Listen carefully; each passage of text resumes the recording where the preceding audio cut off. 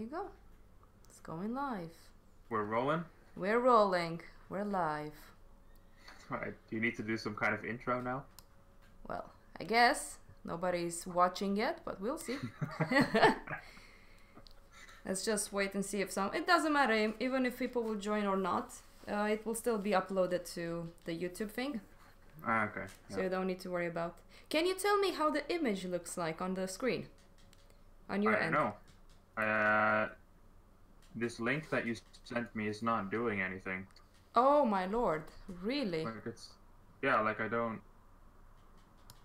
Because that's the streaming button anyways.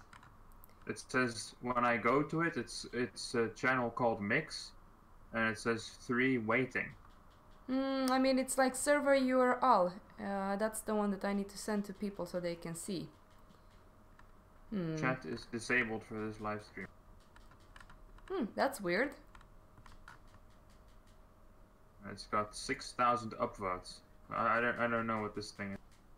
No, I'm not sure how to share it. I mean, right now I'm on the... Well, it's a very strange link. RTMP, what's that? I'm trying to figure it out. I think... Are you sure that's the link that you need to... Wait, 1 second. Who's ever watching this video, can you guys please send me a link to where you're actually watching this video? I'll be very grateful. Okay. I found it. You found Boom. it? There you go. Yeah. Just go to your channel. Aha! Oopsie doopsie. I've just learned something new. Oh man. So you just go to my channel and that's it? Well, that's what I did. Huh. Oh, whatever. Now I know. Failed. Now I need to fix the... So it's just my channel and that's it. Oh my god, oh my god. So how's the image showing? Close up of Yeah, we're having a little bit of a lag issue as well. God damn it, this makes me really want to buy a new internet connection.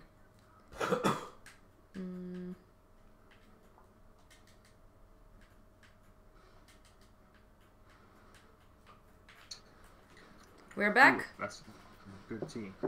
Yeah, we had a little bit of a lag at the point. Okay.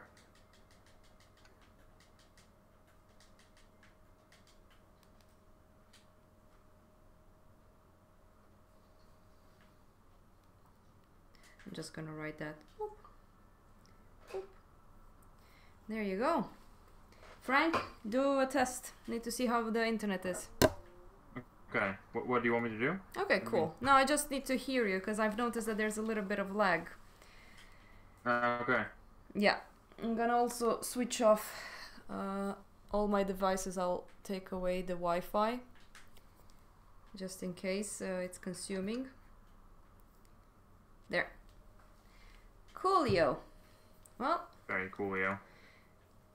so Frank, let's see how we Yes. can do this. Tell us a little bit about yourself. Oh my god. On weekdays, though. Well, actually, no, not even on weekdays.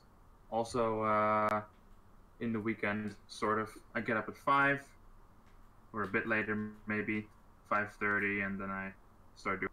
And then during the week, on weekdays, it's because I want to do art before my job starts, my day job. Because when I get home after my day job, I'm just completely wasted. There's no way, like, I'm productive. So I try to do what I want to do before I start my dates. I got up at 6 instead of 5. Went to yoga class, which was glorious. So you do a lot of yoga as well? Yeah. I mean, I go to yoga class every Sunday morning, and usually I do like a few minutes just so every morning right after I get out of bed, and warm up a bit, and then after I get home from work, I also do it to kind of reset after work.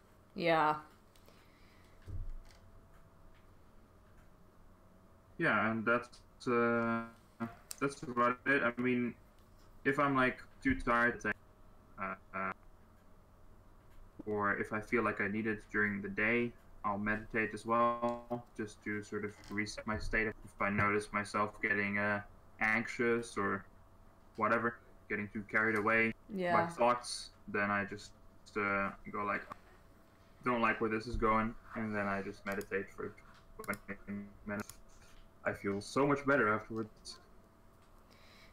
Well, I know that you've been a lot into meditation and stuff like that. How come it's helping you so well? Well, because it basically showed me that I don't need to go along with my thoughts. That I was having quite a lot of issues actually with, and they were stopping me from actually they were just holding me back a lot. I realized now, starting certain projects or doing certain things, just like immediately if I thought about something, about a new project, I'd think about, it's probably gonna turn out like shit anyway, or it's probably gonna fail. You know, I'd immediately have some kind of an image of it just looking like ass, you know? Yeah, I know. And then it's so easy to get caught up in that and to think that true, you know, even though it's like subconscious, like you don't, like I probably knew that wasn't true, but you sort of still go along. And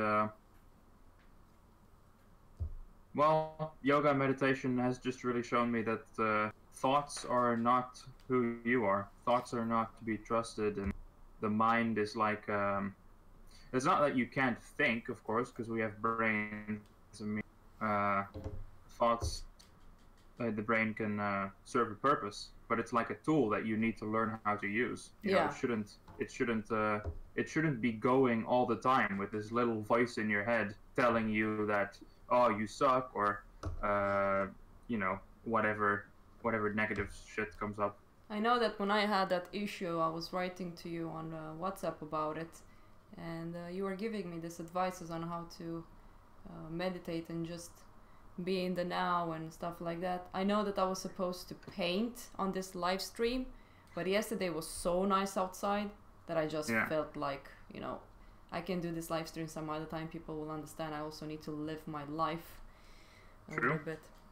I mean, how often are you live streaming? In general, I want to make this live stream at least 2 times, 3 times per week. I'm still learning. It's not like it's super popular yet.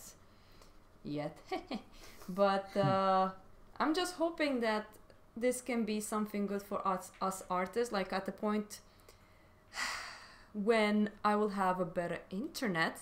I want to invite people on Discord as we are now, so they can ask questions directly, but we do have a little bit of lag because I don't have that good of a internet connection. Even though you live in Sweden? Yes, even though I live in Sweden. I mean, I have better internet in freaking Romania. Yeah. But yeah, I mean, I want to do it every day, at least 3 times, 2 times per week, between 1 o'clock to 5 o'clock, you know, PM. Yeah. Because it is quite fun. I have people that joins and they ask questions like, how do you use that? How do you do that? And we just talk about movies and just art in general. Some people, like I showed that ink artist, what was his name, that draws the amazing clouds. Franklin Booth. Yes, Franklin Booth. And I just showed that to the people on the stream, and most people didn't even knew about that artist. Yeah. Like now, I might not even see the YouTube chat because I'm not sure if that one is taking internet upload or. Oh, I can keep an eye on it. Yeah, I don't That's know. part of the chat. The thing is that it's also Sunday, so I think a lot of people will just want to take it easy and not really join the stream. But I kind of wanted to do this mostly because that's the only time I can get to talk to you. What do you mean? The only time? Well, you're at work, so I can't Oh really. yeah, I mean, Yeah. the weekend, yeah. Yeah, on the weekend. Or maybe I will do it one day when you come from work. Maybe you do what? Maybe I will do it one day when you come from work. Oh, I don't know No, about. you will be too tired. I'm not really feeling like doing much when I get home from work. Yeah. That's why I get up at 5 and do art in the morning. 'Cause You know, Frank, when I get home from work. Mm? Well, I was gonna say when I get home from work, it depends on how the day's been. If I never know before, you know, and if I'm exhausted, I really don't want to do anything. I just like play Assassin's Creed Origins or some Witcher or whatever. And You haven't finished Assassin's Creed Origins yet. oh no, dude, I like game. If I play a game, it's like 2 hours maybe, and I play maybe like 2 times or 3 times per week. It's really not. No, I'm not like rushing through it. I really want to enjoy the experience, you know. Like it's not like, oh, I want to finish it. I want to finish it. The water effect in that game is insanely well made. I'm I'm very impressed with it. Ooh, one of the best looking games I've ever played. Yeah, I mean, of course, I was actually thinking about it because a lot of people says that Red Dead Redemption is one of the most beautiful games ever made. But now that you brought up Assassin's Creed, what was it called, Revelation, I'm starting to go like Origins. Origins. I'm just starting to think that it's more about, you know, the style and the era and stuff like that.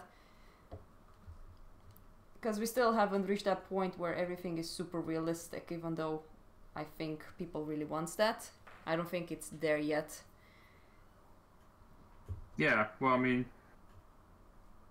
it's still a little bit of a stylized, artistic approach to most games, I think. It's like that's some of what people want. Like, even if we could do graphics that look just like real life, like stylized games, are not going to go away, you know? Yeah. Just like how there's people that are doing like photorealistic or, you know, work, and then, you know, I and well, many other artists actually, but most artists have some sort of stylization going on, right? Yeah, I think so. Mostly if you work from imagination, to be honest. I mean, if you do it from imagination, it will always have a certain style to it, I guess. Yeah, but it's really hard to figure out a consistent style. Yes, that's something we can talk about, you know, finding your niche and just sticking to a style, drawing presumably the same face so people will recognize your style. There's nothing bad with that, to be honest. But something bad? No, it's nothing bad with having a certain style and just sticking with it. Yeah. I mean, like, just stylizing something successfully is really tricky. It's really tricky. Much easier to draw something and like just copy it, you know, to make it look exactly like if you're working from reference, it's so much easier to just copy it.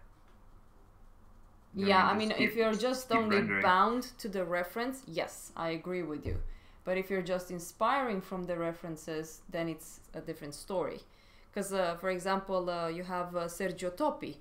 He was always using references for his stuff. Well, always. In most cases, like I've recognized some pictures that he's been using, but he's just stylizing them in his own image. Sounds like. I know. Yeah. But, I mean, but I'm saying it's easy to fall into the trap of just copying the reference. So what do you suggest to people to actually get away from that? Hit the jackpot. I'm not sure. I mean, what did you do to get away from it?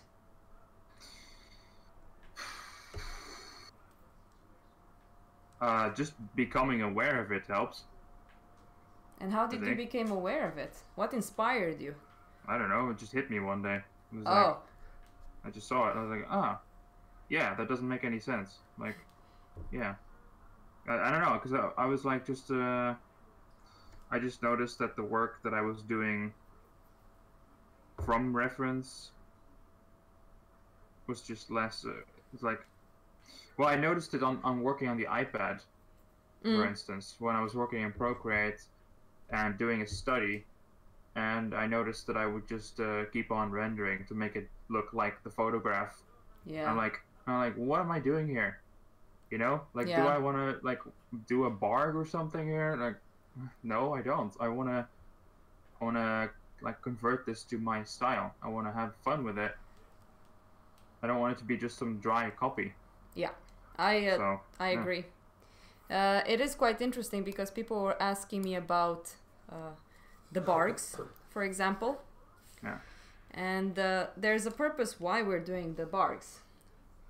So I was trying to explain to them that it's about sharpening your eyes. And one thing I've noticed that when I was done with school, it was really hard to get away from that. Oh, sure. Like, for example, you know Hendrik, he's a comic book artist, he's a concept artist. And I remember when I was asking him and other concept artists, you know, how do you find the style? How do you find the style? And most of them were just telling me that, oh, it just comes to you. It just comes to you or something like that. But the difference between me and them, like Robert Samelin and Hendrik Sahlström and all of these comic book artists I'm referring to right now, they have a different, what's the word for it?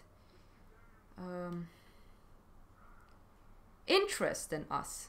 I've been into fine art. They were more into, let's say, illustration comic book kind of area.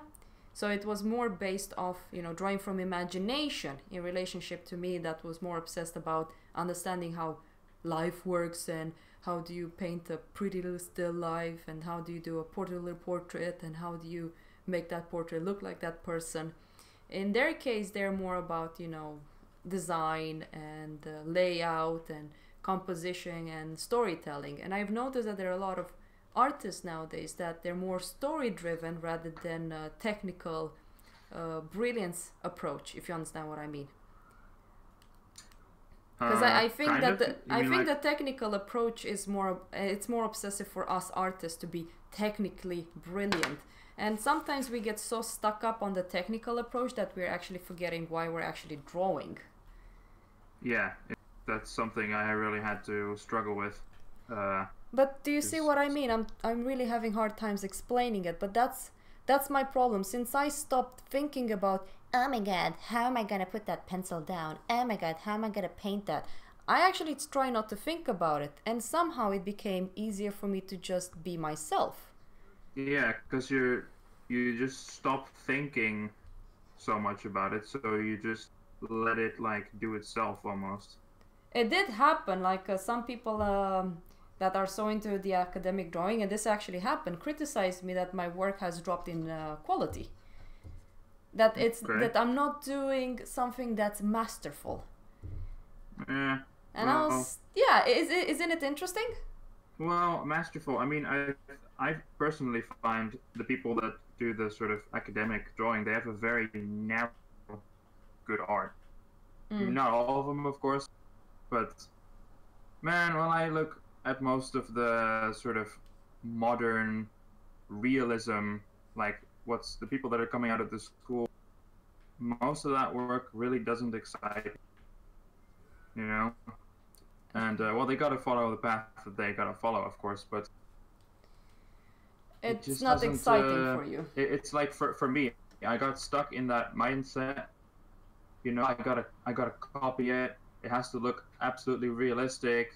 But it just wasn't me, you know. And at a certain point, you just have to let that go, and you just gotta just let your own personality sort of shine through, and your own. You just gotta let it happen. It's like you have to get out of your own way, you know. Yeah. When you're drawing. Well, for example, right now I'm supposed to draw a portrait of this actress. And it's not like, oh, I'm gonna stylize her and make her look cool and stuff. It has to look like that person. So in some cases you kind of need to really copy what you see to make sure that it looks like that person. Yeah, but I think you can still stylize something and have it look like. Oh yeah. Something, That is like, very true. You have what do you call them? You mean caricature artists? Yeah.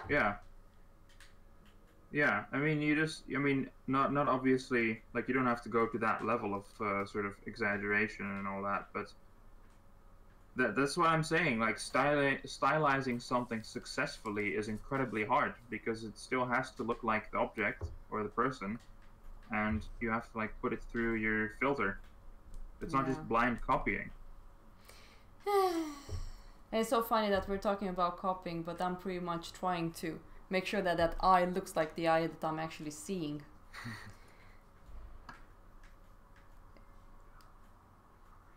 Yeah, I mean, that's just the way you work, I guess. Like, Yeah. I would handle it in a different way, and somebody else would do it in a different way, and hopefully we'd all end up with a result that looks like the model or the actress. She is a quite of a challenging actress to draw, to be honest. She has a very square, round, elongated face. It's like everything combined. It's really killing me, to be honest. Square, round. Yeah. It's like very sharp cheekbones, a very asymmetrical, or how do you call it in English, mouth. It's like, great! Yeah. Have to look at all of those angles. Mm-hmm. I mean, the previous drawing that I did is kind of the same layout, the same face, well, the same subject, but the face is very different because, again, I added my own touch to it. But I couldn't look at it because it didn't resemble the actress at all. And it needs to because it's a poster, so it has to be her. By the way, I hope you're checking on the chat if someone writes something, because I'm not. Oh yeah, it's still empty. Still empty. Aww. No. Oh well. That's fine. Yeah, last night there were so many people outside because it's All Saint Days or whatever it's called, like the. Nah? Halloween thingy. It has been Halloween.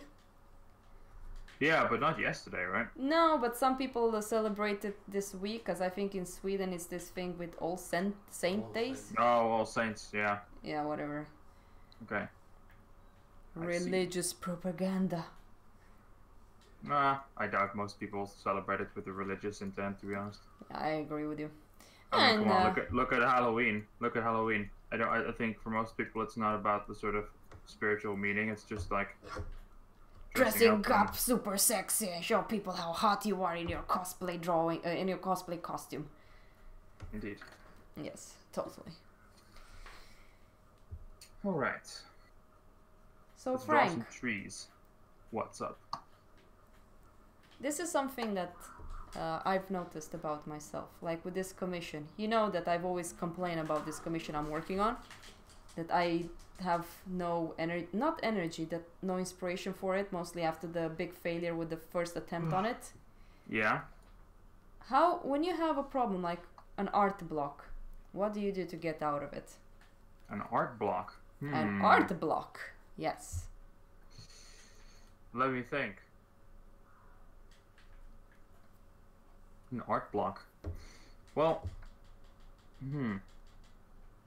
usually when I have something like that, I mean, it's different for me, I guess.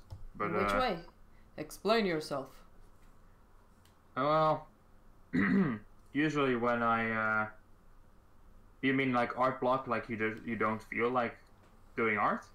Is that what you mean? Well, for example, most freelancers, they basically are their own boss, and then they have a deadline, right? They have to finish an illustration, and they kind of don't have any fun with it, because it happens. We're human beings. You can't always be happy with everything you do. How do you suggest to people that, the easiest way to just continue working on it? Has it ever happened to you? You don't need to answer it. You can just look at yourself. For me, it's quite hard to answer that because I'm not a freelancer. And the reason that I don't take any commissions, actually, is exactly for that reason. Because I don't... Remember when you had that portrait of that woman in Sweden? How did you push yourself? You know, you had a portrait that you needed to do in Sweden, and you actually came back. But dude, that's like years ago. That's 3 years ago. Has it been already 3 years? Yeah. Damn, son. But yeah, that was easy. Like, it just has to be done. I'm only there for a certain amount of time. I want to finish it before I go. It just has to be done. But in the case of freelancing, where you're just sitting at home, I have no experience with that because I don't do that, and I consciously made the decision not to go that way because I don't enjoy doing commissions. That's why I work a day job, so that I can just work on my own stuff. Because I don't. It's not like I don't run into periods where I don't feel like doing art, but you know, I feel like it's. I feel like I want to do what? 1 second. Okay. Boom! I'm back. Sorry. Okay. Sorry, I have to move to plug in my battery to charge because my camera died. There. Okay. What was I saying? Day job. Oh yeah. Yeah, I just want to keep my art for myself. Like, just want to do what I want to do. I don't feel like working on other people's ideas. And of course, that's a choice. Yeah. And it requires you to find a job that's not related to art, which has its own downsides. But I kind of like it because this way I stay hungry for art most of the time. You know, like I want to do art. Well. And one of the fears that I had is if I would go the freelance route, would I still want to do art after already doing art all day for work? I kind of... Well, I know people that burned out from freelance. And they stopped and they just got a daily job like you. And it's not like they were missing on freelance. They were getting, you know, work. But they were taking on so much that they just... Yeah. You know, they needed that break. Well, that's my point. I don't want to burn out with art. So yeah, I just prefer the freedom that a day job gives me. But you know, there have been, of course, periods when I wasn't doing art, like for months sometimes. Usually that's the case. Usually that's just like a signal that there's something wrong in my life. There's something wrong with my state of mind. There's some deeper issue that I need to deal with, or the work that I'm doing is just not exciting to me. How do you find work that's very exciting for you? Let's say that you're just working on your own stuff. It doesn't need to be freelance. Well, no, but it's like what we were talking about, getting stuck in a certain mindset. Like, I feel like over the years, I've become looser, you know? Like looser?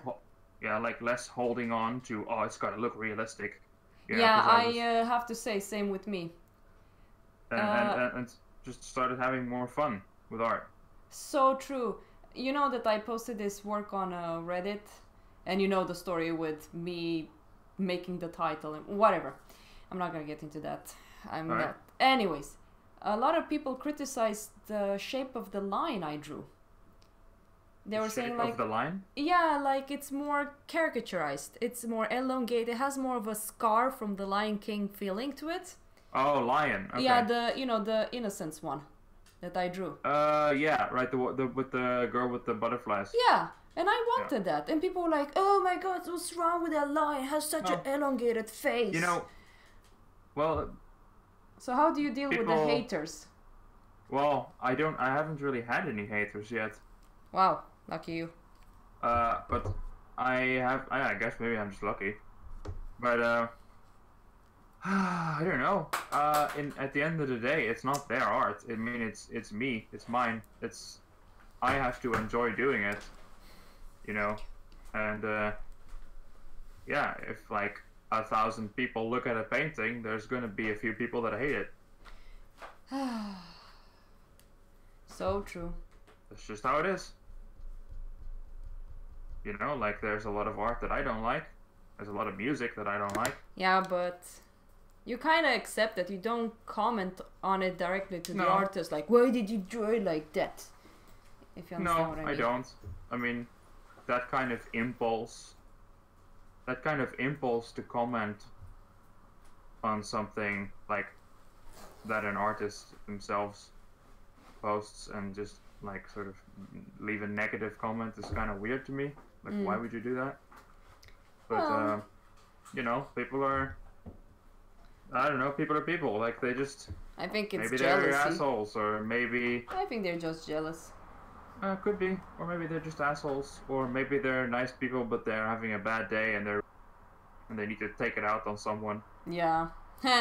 It's funny. That's what a friend of mine, Kirsti, usually says when she's noticed that someone is angry. And, you know, sometimes we tend to talk about those people like, oh, why are they doing this? Oh, they're such assholes. And some people go like, maybe they're just having a bad day. Could be. You know, maybe they're actually amazing, nice people, but in that moment, they were just having the most shittiest day of their lives. I don't know. Could be. It's kind of interesting to... Yeah, but it's, you know, very few people are very considerate of others, to be honest. Mm-hmm. Yeah. Because I remember I did get comments at the point it was this person that wrote to me that I'm so talentless. What? My God. Yeah, and I was like, thank you for your feedback. I really appreciate it. I'm not gonna go like, what do you mean I'm talentless? Nah, nah, nah. I kind of don't feel like I have the energy. Just ignore them. Like, just don't even reply. I feel like replying. Okay. Well. Not the best thing. Just don't get caught up into it. Yeah. Don't get caught up in it. Oh, we have someone in the chat. Oh my lord. I don't have the chat on because I need to keep the internet only on Frank's video, well, the audio. Because it was very annoying lag at the beginning. Yeah. Yeah, she says never listen to the haters. Totally true. Because I mean, what are you gonna do? Like, you're gonna let your haters determine what kind of work you do? I mean, yeah. Like, it's your art, right? Yeah, but you remember we were talking with Miles about this, with people that write stats to you, because I think it was also the Canadian dude, what's his name, Jordan B. Peterson. He was also talking that we have the tendency of focusing more on negative comments than the positive ones. Yeah, I guess. I mean, it's even if there's 1,000 positive comments, if there's like 10 negative ones, then it's easy to obsess over the negative ones. God damn it! Why the hell are we so obsessed over that? I hate it. It's like with that Reddit post I did. I totally forgot that I goddamn posted 4 years ago, and I even asked Miles for the help with the title, and the title is pretty much his title because I wasn't sure what the hell to write. Yeah. Oh my god, the amount of like comments about that, it was insane. I was like, come on people, I'm sorry, I didn't mean to brag about it. I just forgot that I posted 4 years ago. It's like this internet thing. People really want people to live through the internet. Jesus. Well, let me explain. You mean that you said that it was your first post or something, and people were like, "Oh, you posted already." No, I wrote that I'm new to Reddit, which is kind of true. Whatever. Yeah. Okay. So it was so funny. People like, "Yeah, new to Reddit," says the person that posted 4 years ago. It's like, yeah, you know, a lot of people makes accounts even 6 years ago and never used it. People just want to whine. Yeah, poor Hendrik is always telling me like, just try to forget about it. You know, don't Who cares? Yeah, that's what he's always says. Who cares? Which is true. Who cares? Yeah. Well, it's true actually. What Mills Barrera, I hope that is how you pronounce it, is saying is that it hurts because your art is an extension of you. Yeah, yes. it's true. Yes. Yeah. Because as artists, we have to, if we're making work that is genuine, you know, Yeah. that is like dear to us, that is our expression, then you have to be kind of vulnerable to put it out there. Yes, I think that people don't appreciate people that actually shares their work. Of course, you have sensitive people. I think that I'm a very, extremely sensitive person when it comes to my work. That's one reason I have issues doing my commissions in relationship to, let's say, Henrik, that's really good at doing the work and the commissions and deadline. I get so anxious about it because I get so into it. Like with this thing that I'm drawing right now, I had dreams about it. And I was writing it to the person that commissioned me. I was like, I dreamt last night that I was like a policeman or what the hell I dreamt about. And I actually had to write to him because I feel bad that I'm not bloody doing this. And it's been months since he asked me to do this. But he said the nicest thing ever. He said that you artists are a bunch of weird people or something like that, which it is true. And I told him, like, yeah, when we're very sensitive, it's very hard for us to work, and that's a downside of, I think, of being an artist with this world where you have to pay rent and, you know, buy materials. You kind of need to do the work, and unfortunately, or some people likes doing this, and I have issues with selling my work and demanding payment for my work. I don't know why, but I'm trying to change that. But yeah. It's we're a bunch of weirdos. Special cookies, I think. Well, because most people don't like put their personal, like all of their feeling and their just like, you know, their interests and their passion and everything into their work, and then have it criticized by hordes of people. Hordes. Your art sucks. Just stop doing it. You're pointless. Yeah, and when somebody says your art sucks, it kind of feels like they're saying you suck. Yes. You know? Yeah. Because you identify so closely with your art. Oh man.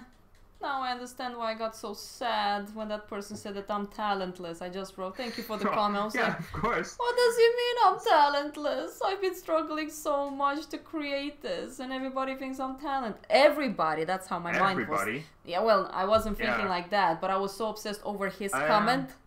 Yeah, well, I mean, I think maybe also it's when a negative comment like that appears, it sort of feeds into your own insecurity, perhaps. Well, I'm very insecure, that's for sure. That's no doubt about it.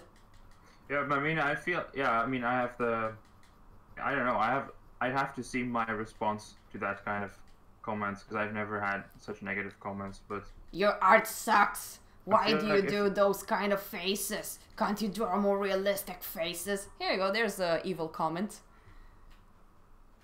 I feel like if you were just complete... Oh no, the internet is going... You know, like, oh, whatever.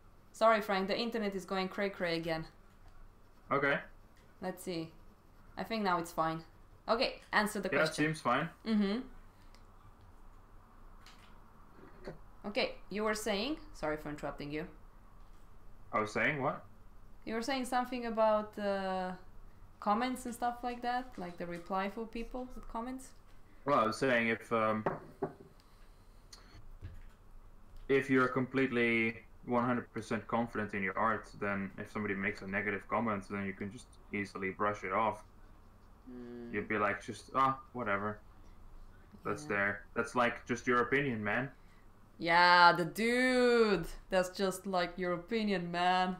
Yeah. I wish I was more like the dude. That's one of my favorite movies. Walking in your bathrobe all day. Yeah. Well, I know Gustav Klimt was doing that. Always in his robe. Drawing women hanging from the ceiling. Yeah. Yeah. What a sexist guy.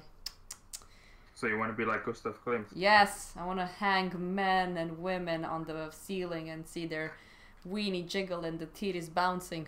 No. Alright, go for it. Cut that part out. Oh, Lord. Now, maybe one day. Maybe one day. Alright, I'm looking forward to it. Yeah. The evolution of Theo. Yes. Lately, it's kaput right now, you know. It's not Theo anymore. It's the art of kaput. I've changed it. So what, you want me to call you Kaput now? Hell no.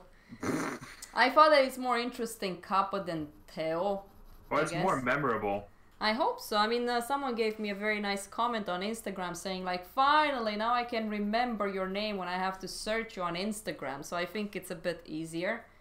Yeah, it sounds like something you can more easily remember. Kaput art. Which means edge in my language. Edge. Edge, yes. Nice. Edge art. Edgy art. Edgy art. Ooh. Super edgy. Oh, Lord. Oh, Lord. Lordy, lordy. Oh, I'm gonna Lord. start doing the bad guy. I'm gonna leave the portrait because I'm starting to get blind with it. So, Maybe moving that camera. Yeah, soon. I just noticed something. I will always notice something with her goddamn face. Yeah. Oh my god. She has such strong cheekbones. My god. Couldn't you have normal cheekbones? Like it's like this part here. It's really like I can't big. see where you're pointing. Well, you will see it soon on the... The sound you're making is not helping, like... Oh. You know me. I always do that. With the sound. Yeah, maybe if I was a bat, then I could, like, hear the sound you were making and, you know... Yeah. Sound waves and echolocation and all that. I'd have a 3D picture of it in my head, but I'm not a bat. No, but this actress in different kind of lights, because she has very strong features. In another light where it's more direct light, she's more soft. In another picture, I have like more a stronger light on her face, and then I start seeing more edges and structure of features, and I'm like, ugh. So I find this really challenging right now. Yeah. Well, I mean, yeah, it's like you're not working directly from reference here. Nope. I wish I kind of did. This Yeah. is the time when I wish I had a direct reference, because this is just insane. But it does look like her. What did you say? You're making it a lot harder for yourself. I'm an artist that's supposed to like suffering. Do artists like suffering? Yes, that's how we get inspired, through suffering and pain. Didn't you hear the myth of the starving artist? Myth?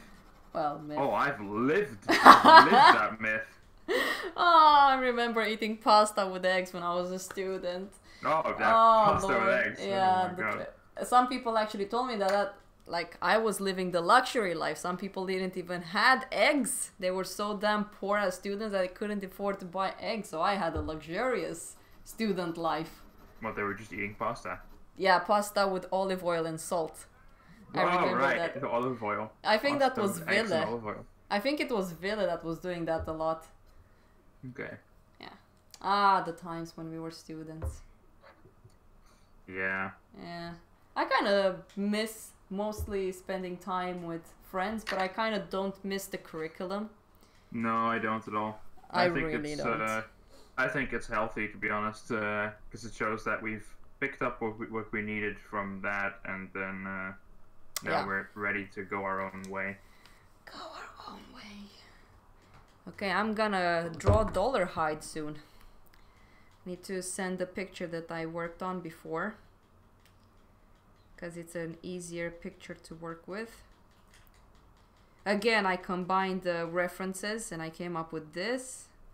So now I need to send it to myself. So Frank, what are you working on?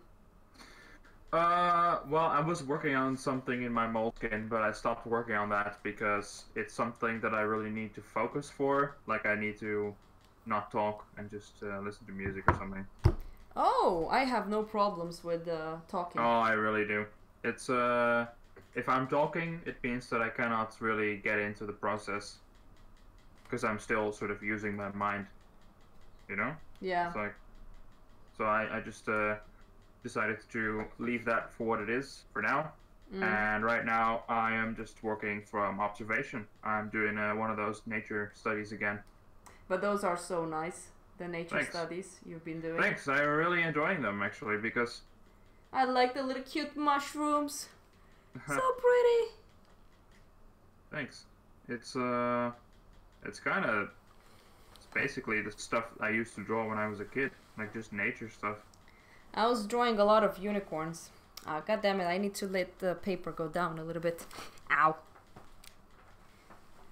You know, one day, when I will afford to have an assistant to come and do all of this for me, so I don't have to do it. Get up, move. Lordy lord. Theo. Technical question. What? Oh. Technical question. Okay. Have you ever dyed paper? Dyed my paper? Yeah. Never again will I ever do that, so yes. Hate it. Hate it. I remember the first time I did it when I was at school. It was horrible. I failed so dramatically, even though I really tried to follow the steps that Hans gave us. Oh, okay. You remember, it was the one with the weird penis. Oh, what the fuck? It's the drawing I gave to the school. With the weird penis? Yeah, he had quite of a weird penis, that guy. Okay. Okay. Anyway, nah, never mind then. Oh, I still need to let it go. Yeah, I was just wondering because I've been using gouache to dye my paper, and it comes off quite easily. But you need to still use something to bind it. Like yeah, I was wondering what can you use for that? With gouache? Glue? Yeah. I mean, it's the glue that you use for wood. Really? As I remember. You should actually ask Hans or Miles. I don't remember exactly. Yeah, or I'll just Google. I think it's that, to be honest. Because I remember, because you have to bind it, because when you erase, it will come off. And I remember... It might be the rabbit skin glue, right? No, that's for canvas. It doesn't work for paper? I don't think so. I'm not sure, so I'm not gonna answer that. Alright. But I've never done it. I've never heard about this. But I think it's the glue that you use for wood. Alright. I'll check it out. Check it, son. Yeah, just wondering, because I really like dyeing paper. Because I dislike... I really dislike working on white paper. Oh, I do as well. This paper that I'm using right now, even though I'm using black and white for the screen, it has a little bit of a yellow gray tone to it, and I really love it. It's great. The Stonehenge paper, it's not completely white like that, but even though it's quite whitish, I kind of like it. Oh, which one? The white one. The big sheets. White one is pretty. Yeah, the white one's pretty white, in my opinion. I actually like that one. All right, cool. So you have a different preference. Yes, I do. Disgusting. Yeah. Okay, let's draw Dollarhide. Do you know Manhunter? I do not. You do not. I do not. It's a pretty fun one, actually. Hendrik is just shaking his head. You don't think it's awesome, Hendrik? Yeah, but he doesn't know about it, so I'm shaking. You're okay. Well, you know, Frank is a unique little cookie when it comes to movies and stuff. Yeah. Indeed. The amount of movies he hasn't seen yet is disgusting. Yeah, movies are overrated. He said that movies are overrated. Yeah. Come at me, bro. Come at me, bro. Sorry if I'm repeating what Frank is saying because I have headphones on. No, I mean, movies can be nice, of course, but I just don't have enough time, to be honest. Like, there's nowhere is there time in my schedule to watch a lot of movies. Well, Depends what movies you're watching. I get so much inspiration from watching good ass movies. Yeah. Eh, You know, I'd rather read a book or. It's art. movies are art. Yeah. You know. Yeah, of course. But I mean, dancing is art too, and I don't go to the theater. Oh my lord! He said dancing is art too, but he's not going to the theater. No, that's fine, man. Of course, yeah. I mean, nothing against movies. I just like. Yes, you do. You just said that. That was just me trying to be funny. You But disgusting human being. I just don't really have time for it. I just don't have enough of an interest in it to make space in my schedule. I'm actually a bit amazed that I'm doing this type of prints when I'm not even a movie freak. In comparison. Someone says hello, Theo. Who? Axe Giant. Hey, Axe! Yeah, he's always on the stream. He's a cool dude. He works a lot with like those color pens. You know, the big pen you get from Ika that has more colors in them, that type of pen? Nope, no idea. Yes, you do. We were like sketching with them when we had like the figure. The big one that you get from Ika? Well, it doesn't need to be that, but it's that type of ink pen thing. Ballpoint. Oh, ballpoint pen. Yeah. But anyways, Axe has been with the stream since the very beginning, so it's an honor to have him here right now. Oh, what episode is this? I think this is episode 4. Yeah. Holy shit. Yes. So guys, if you have any questions to ask Frankie Tank, you can check up his work. He has a very interesting way of working with inks. I do? Well, you do. Like, you kind of inspired me to use watercolors and ink pretty soon. Oh, yeah, and I got my 0.03 ballpoint disgusting. ink. What? 0.03? Yes. What? What? Does that even make a mark? Yes, it's so nice. I love it. I think Miles will love it. Wait, you really mean 0.03, not 0.3? Wait. Oh my god, I have to check my pens. Where they? Oh my god, I'm making fun of myself right now. Let's see. Not here. I know it was 0.3. I feel like it has to be 0.3. Shush! Don't speak. 0.1. Yes. 0.05. There's one. But where is my 0.0? Dude! It's probably too small. You can't find it. Go fuck yourself. No, it has to be here. I worked with it yesterday. Where the hell did I put it? And it was expensive. Dude. I don't know. Where is my other... Ugh. Oh my god. I need to look for it now. I can't draw if I don't know where my pen is. Yes, you can, Theo. What the hell? Where's my pen? Wait, do you need your pen for this drawing? No, I don't. But I So know. then you can check it later. I know that I got a 0, because I have a 0.05, and I know I got the 0.03. I know it. I'm not crazy. Alright. Ha! Found it. There you go. Look at the screen. 0.03. Okay. I'm not seeing it yet, but... You will see it pretty soon. What? 0.03? How is that possible? Well, it is possible. It's here on the stream. So if it's on the stream, that means that it's real. What kind of a mark does that thing make? It's really beautiful. Actually, try it out. Hold me out. It's really nice. That's disgusting. You're disgusting. 0.03. I Wow. really miss drawing with you, dude. Yeah. But yes. That kitchen experience. That's the one thing I miss really from Sweden. Yeah, it was so fun. Me, Frank, and another dude called Miles, we used to like sit in the kitchen and just draw. Was it almost every night? Yeah, I think the last year we were doing it almost every night. Yeah, and we were like playing Magic the Gathering and just chilling and talking shit about stuff. Fun times. So much fun to just draw with each other after work. After school.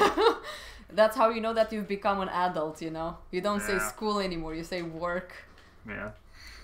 It's done. Your childhood is over. Welcome responsibilities.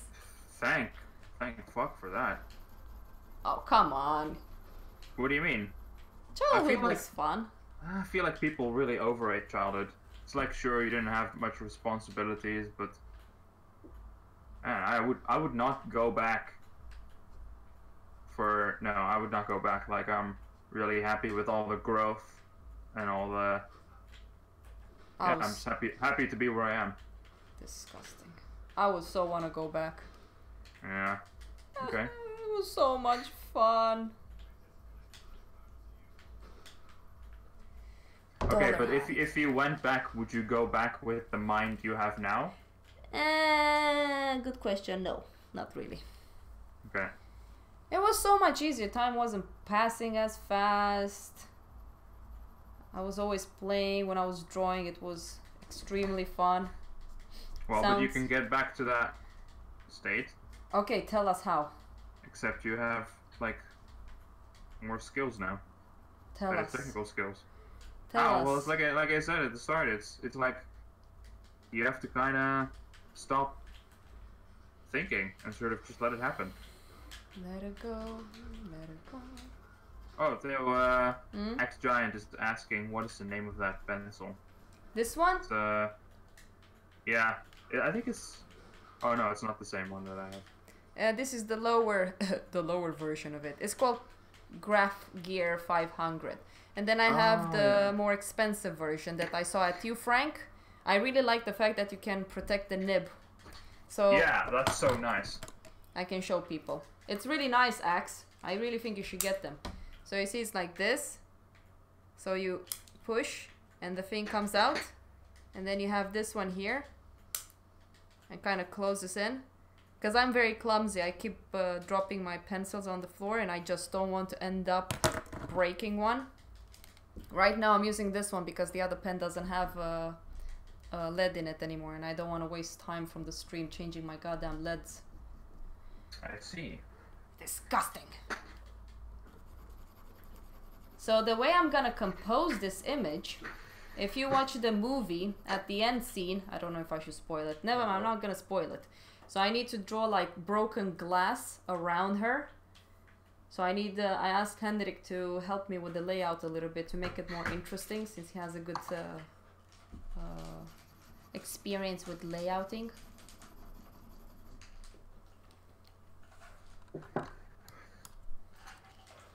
I am so happy that I just discovered that the program that I bought for my camera, I can actually scroll and zoom on the screen without overdoing it with my camera. Oh Lord, I'm so happy. What do you mean? It's like, before I had to like zoom in the camera. For example, right now I'm just using the scroll on my mouse and it's zooming in and out. Of course, maybe the quality drops a little bit, but it's so much easier. I mean, even if it's a little bit of scrolling, I don't have to constantly move the camera. But you know what, Frank? Maybe.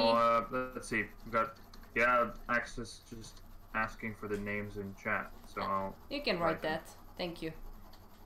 Yeah, one reason I can't see the chat, guys, is because my internet is not very good, so I don't want to have Frank sounding like a robot. Ah, this is gonna be good. Oh, thank God, it looks like her. Ugh. Okay, Mr. Dollarhide, let's make you cool and shiznit. Why is this guy called Dollarhide? It's the bad guy in the movie. That's how it's called, I think. Right, Hendrik? The what? The Dollarhide from Manhunter? Yeah. Yeah? His name, yeah. You know, all bad guys needs a name. Yeah, I mean, well, generally most people need a name. Also, the good ones. Oh my God, it really shows you're not watching movies.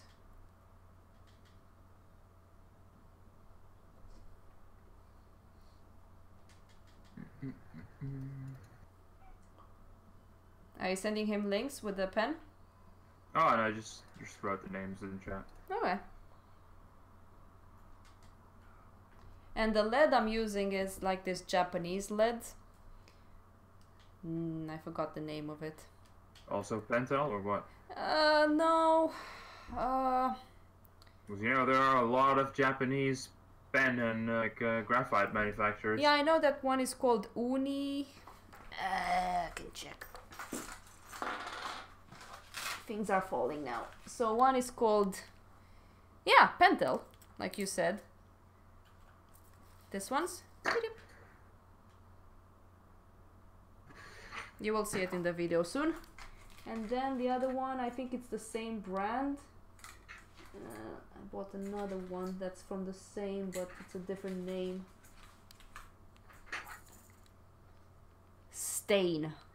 Oh well, I just like Stein. Yeah, I really like those ones.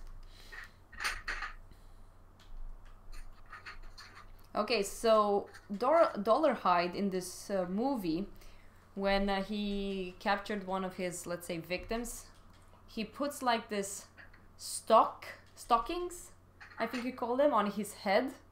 So that's what he's gonna have on his head right now. What a freak. Yeah, he's a freak actually. And the girl that I was drawing at the beginning, she's blind. So I will need to look, even though the actress in the movie, she's not really blind, but I need to look at how a blind eye looks. Because I know that the pupil, the black one, it's really big. So I want to emphasize that with her having like light, you know, like a spotlight on her, but her pupil is really big and black, of course.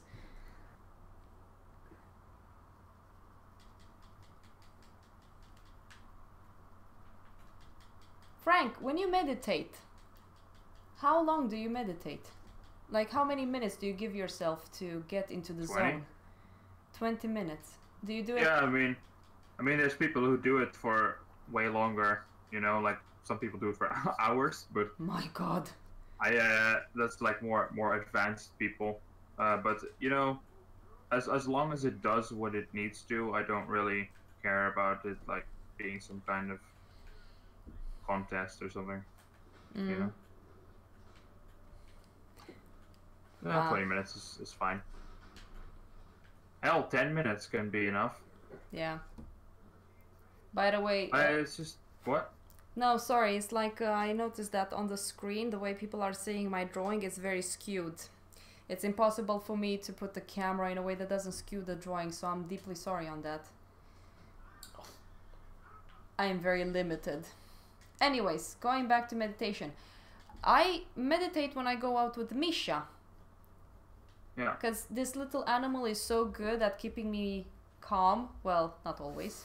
Sometimes I want to like shove a big knuckle sandwich in her face. Like she can be so annoying, but of course she's adorable. But during summertime, it was so much fun. We were just sitting on a rock, watching cars passing by and people just passing by.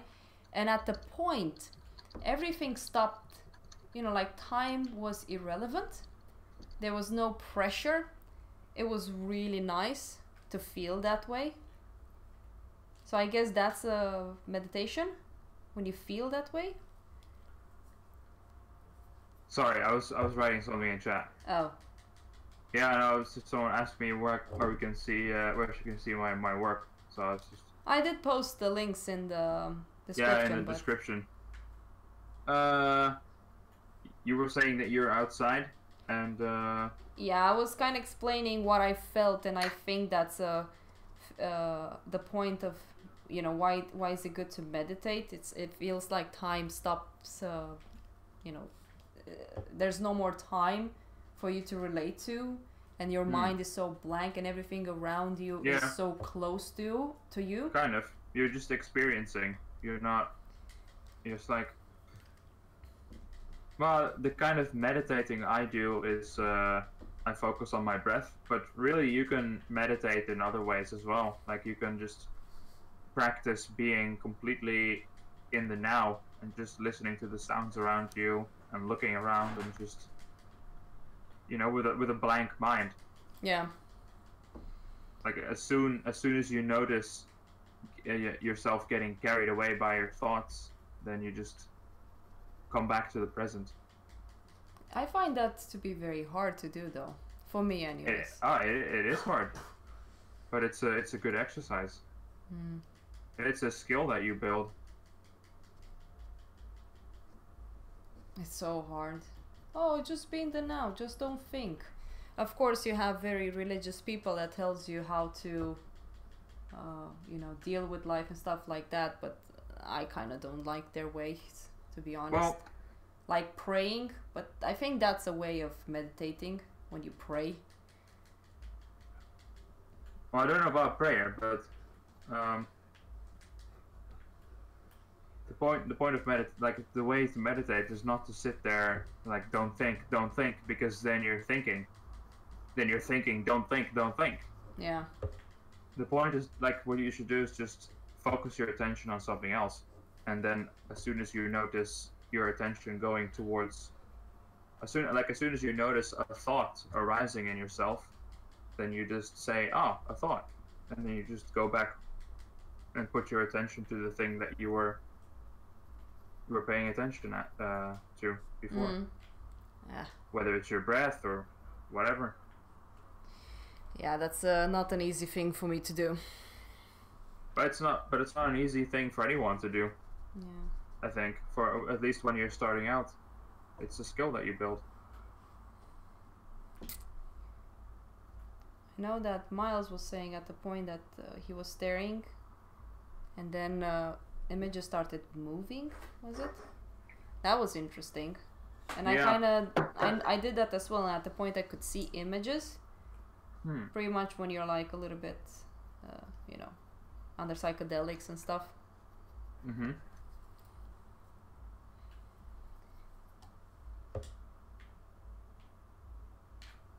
Yeah, well, I haven't experienced that yet, because I usually meditate with my eyes closed. Uh-huh. Is it easier for you to meditate when you're with your eyes closed, or? Yeah, I prefer it. Mm.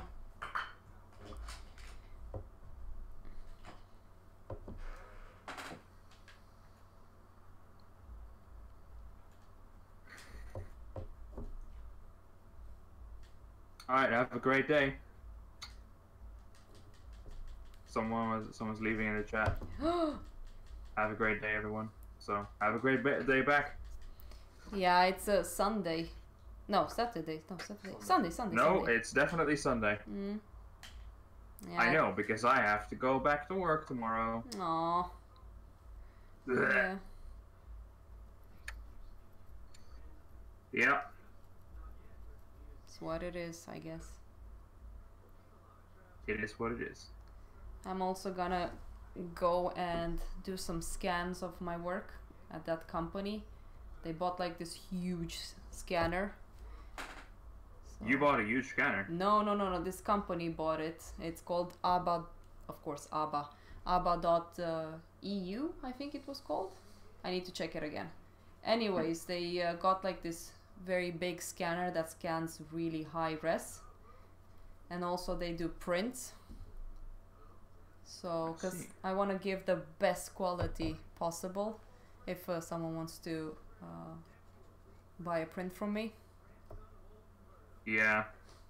I've been thinking about getting a printer to print prints with.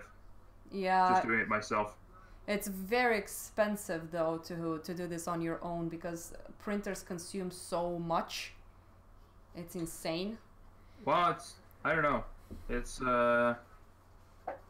can be cheaper than doing it at a print shop, at least. I tried to do it on my printer and I just wanted to throw the printer out the window. It wasn't the best quality. Of course, it's not that good of a printer, so can't really say much. It's Indeed. I mean, it looked interesting to see how it will look like, but this company has different kind of papers. So they said that if I want, I can make like a store with them. So if people Right. wants to buy something that's, let's say, more unique, well, expensive, better materials and really high, really big, they can do it instead of having a certain dimensions. Maybe just someone wants to buy like a huge image to put it on their wall. I don't know. Right. They can do it with this company. So I was thinking that maybe it's best if I do have someone that can do that for me. So if someone wants that, they have the possibility. It depends on what you want to do. Like what you want to offer. Yeah.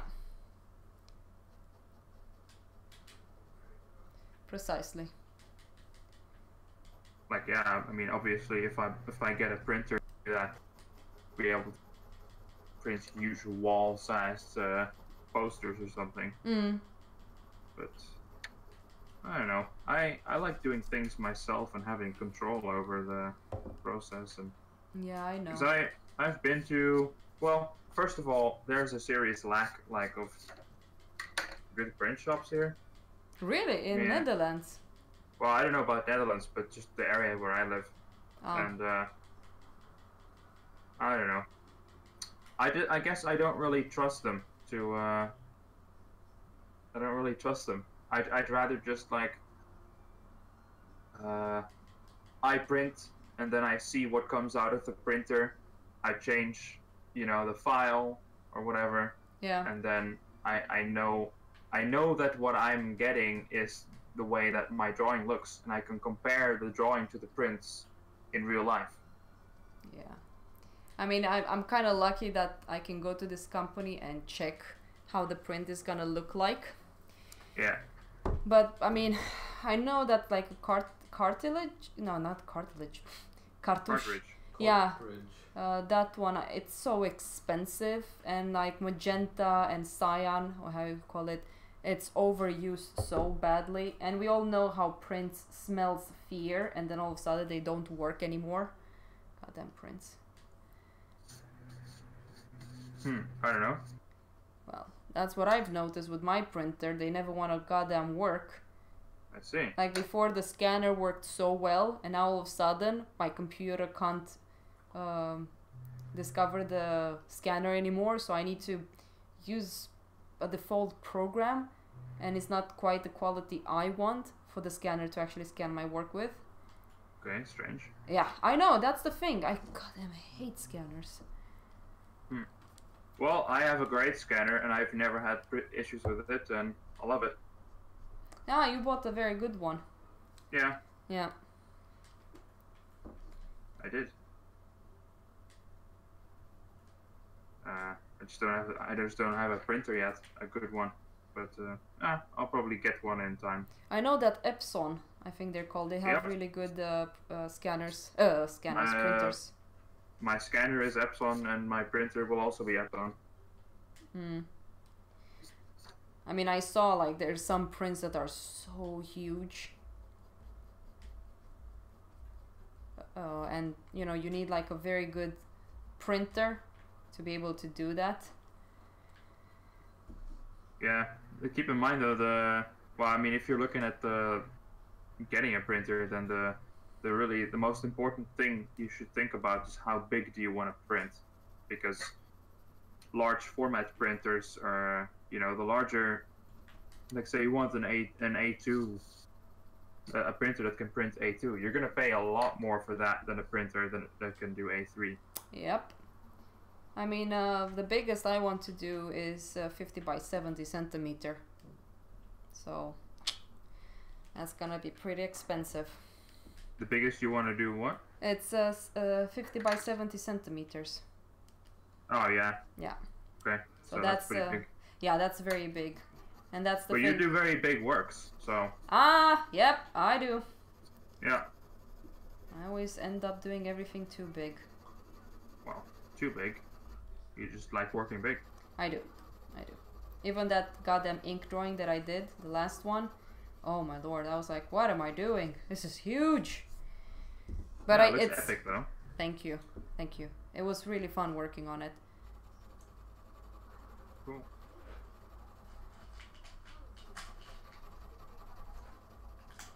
I actually am not gonna do big inks anymore. I'm just gonna do some small ones. That's one You're reason gonna do what? Smaller ink drawings. Okay. Yeah, your sound was breaking up a bit. I don't know how it is for people No, on stream, but you're... Okay, for you, maybe maybe you didn't hear me, but when you were breaking off, it has registered it as such. Unfortunately. What? Like you were also breaking up on my computer, so it's basically registering what my desktop is receiving onto the stream. So they might have heard you breaking off okay. as well. Yeah, I need better internet. Okay. It's not very good. So funny, in Romania the internet is so cheap, and in Sweden it's so bloody expensive.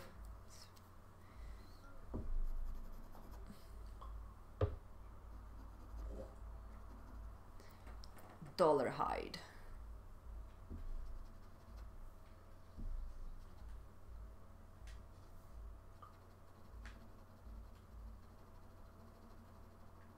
Oh my god, this is what I mean. Successful stylization is so hard. Where did you read that? Oh, I didn't read it. I'm just saying it. Ah, yeah, I agree. Because I'm drawing, but Ah, I'm not copying the reference. So that translation from realism to stylization is super hard. yeah, I mean, I was doing yesterday a portrait with ink. I kind of failed with the eye, and with ink you can't really erase. But it is really fun to do it though. To don't be too stuck up on the reference. I really enjoy that. Yeah.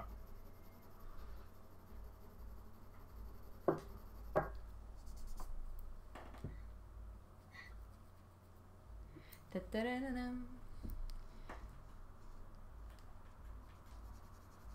Can be fun to have like you kind of filming what you're drawing and me showing it on live stream. Because I am using a program called OBS. Well, it's not really that exciting to see yet. You're also warming up, I guess, for your big projects or what? No, I'm working on something relatively simple because I have to talk at the same time. I actually got pretty good at working on my stuff while talking as well. Maybe that's one reason sometimes when I try to explain a certain thing, I make no sense. It's because my brain is a little bit slow, because of course I have to focus on what I'm doing.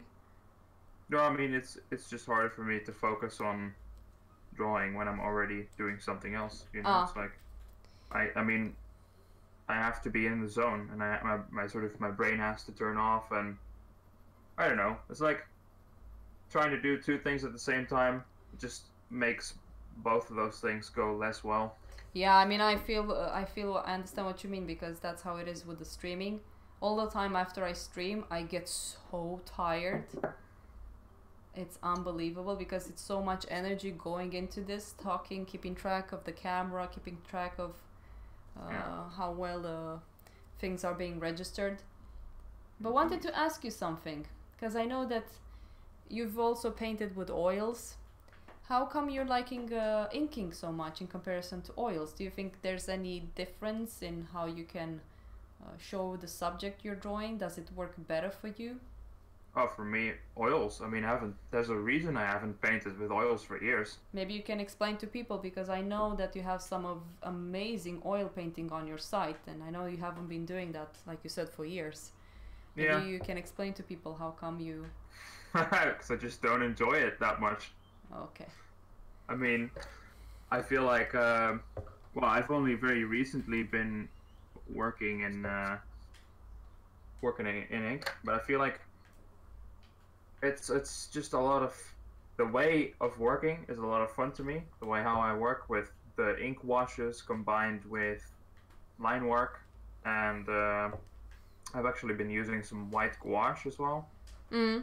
But just the look of it really helps me to convey it. Like, the look of it is the look that I want. Like, for example, now I'm really getting more into dyeing paper, and I'm like tearing the edges of the paper, like you maybe saw. Ah, yeah, I saw that. Nature studies. Like, I'm not doing straight cut edges anymore.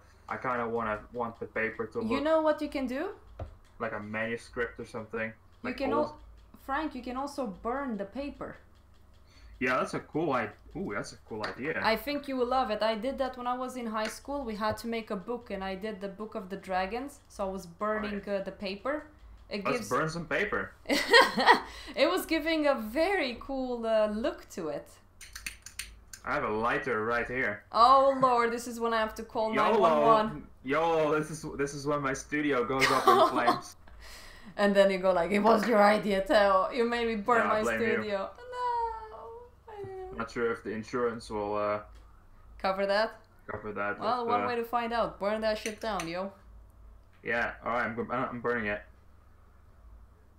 One thing I was also doing, I don't know if it worked, but I was using a little bit of water on the edges where I want the fire to kind of stop, because, you know, it burns pretty fast. It does burn Okay, pretty fast. if you're selling the work that you're burning the paper with, I'm demanding a 15% commission from it, because it was my idea. Oh, yeah. Right. Nah. Give me the money!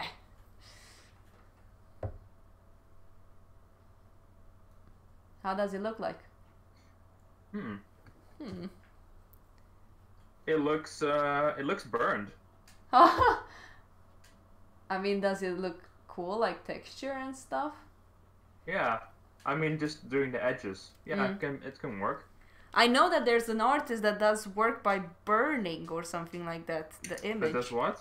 Like he burns, I don't know what he's using, and then he uses like the flame to kind of darken the paper, and he kind of draws with that.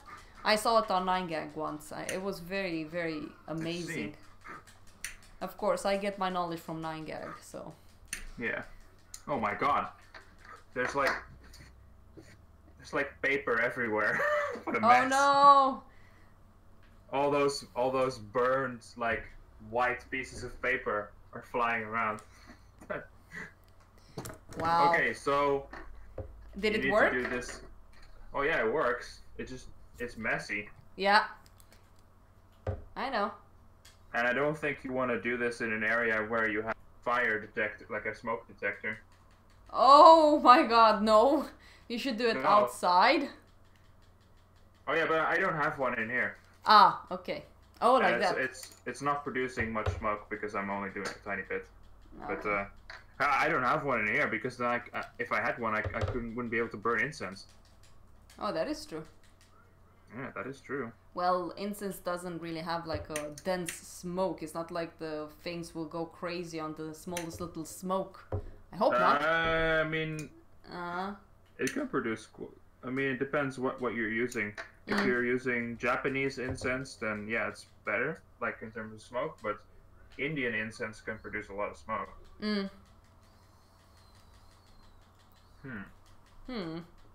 This could be interesting. Of course, it's my idea. Maybe I should burn a hole in the paper. What? Yeah? Yeah, go for it. Why not? YOLO. YOLO! I wonder how many people are covering their ears when we say YOLO. I don't know. I don't care. YOLO. Maybe they can't handle the YOLO attitude. My god, it's burning.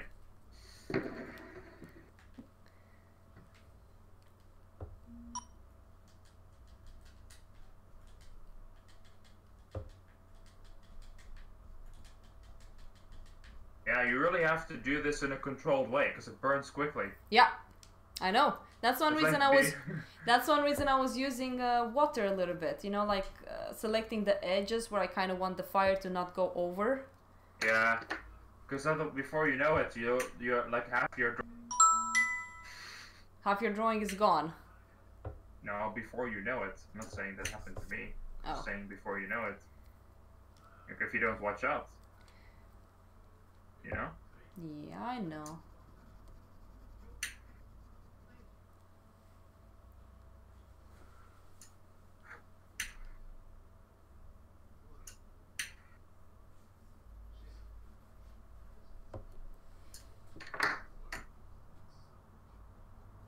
Alright, stop burning.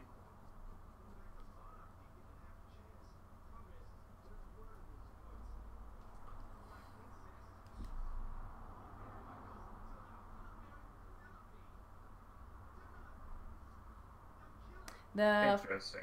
Is it? Yeah, you know, it's fun to try new things. Mm-hmm. The thing with this drawing, it's also gonna be worked in Photoshop afterwards. So I'm doing it traditionally, but it's gonna be manipulated in Photoshop. So I'm gonna have like neon colors in this.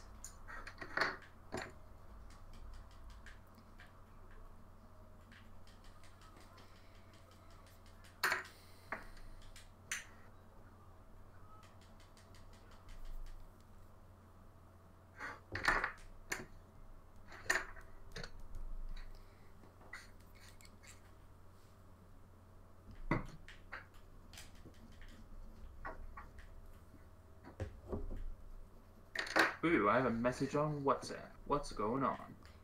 Uh, Oh, it's Miles. what's he saying? He's posting just an update of what he's working on. Uh-huh. Looking nice. Oh, it's the one with the lying woman? Yeah. Keen. Alright, I'm gonna burn a hole into the page. Ooh, YOLO. go for it.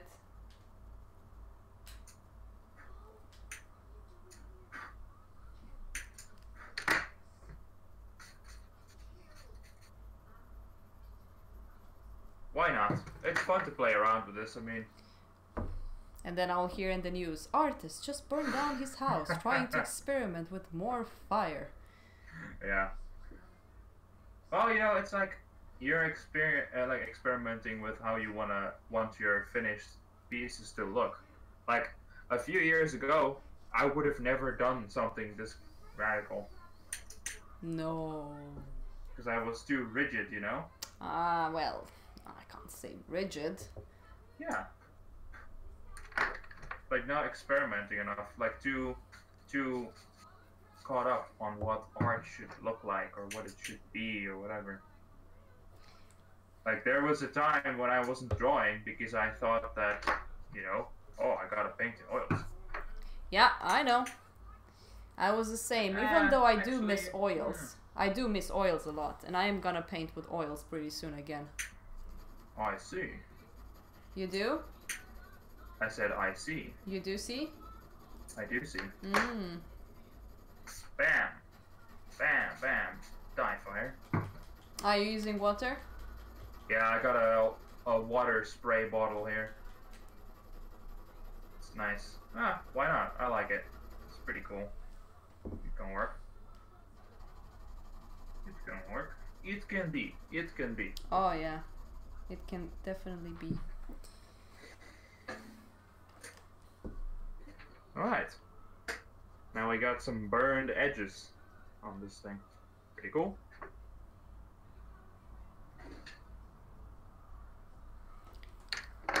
Dollarhide. What a psycho.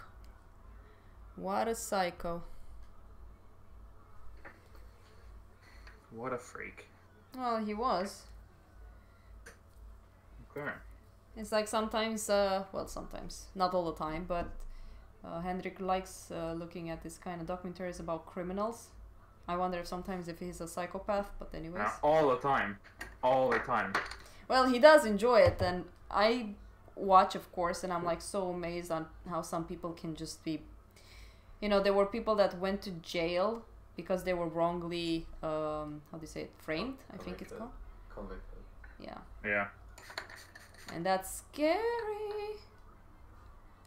Yeah. Well, what's even more fucked up is that some people have been executed. Yeah. You know, when they didn't do it. It's like, yeah. Yeah. I know. We had this in Romania during communism area. You weren't allowed to say anything that wasn't relating to other people.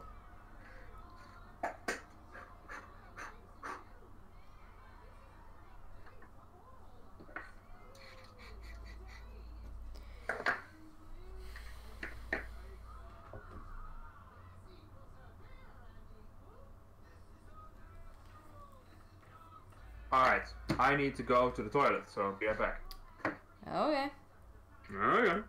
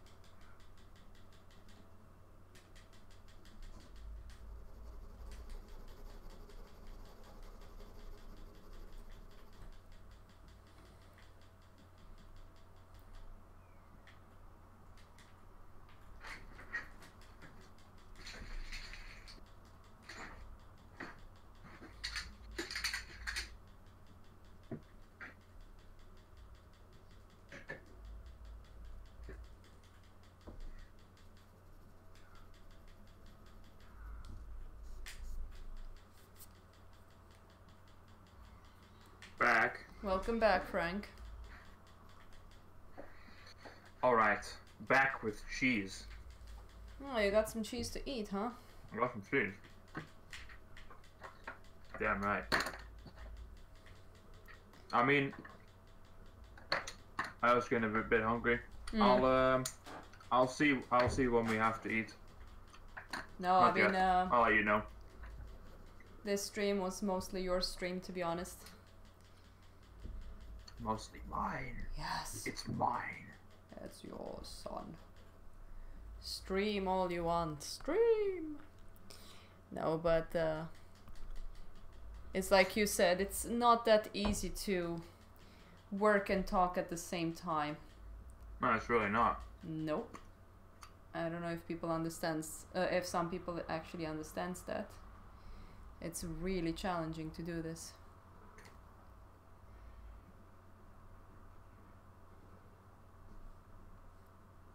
Like, I will still continue on this one after we're done. Keep on working. Same here. Figure out some things that I need to change. We'll see. Hopefully next time I can actually do an oil painting. I mean, the thing is that I first need to finish this works that I have now, and then when I don't have anything, then I can do a live stream with oil paint. But I mean, I did start fixing the subject that I want to paint with oils in Photoshop. Getting an idea. I'm gonna call it Entangled. Like, I'm not gonna say the idea, but it's gonna be interesting, I think. You mean you have like an idea for a new painting? Yeah, and Okay. I want to see if I can live stream that one from the beginning till the end. Cool. So people can see a little bit the process of it. You mean also like the sketching stage and everything? Yeah, hopefully. I'm not gonna promise. I mean, it's really challenging to do this on my own in such a small place all the time. I am doing my best. Mm-hmm. Yep.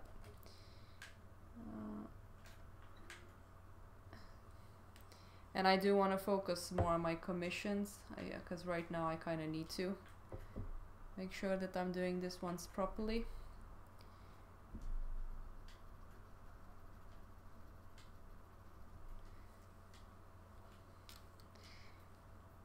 It's so interesting how I'm gonna make the difference between this value and that value with the stocking on his head.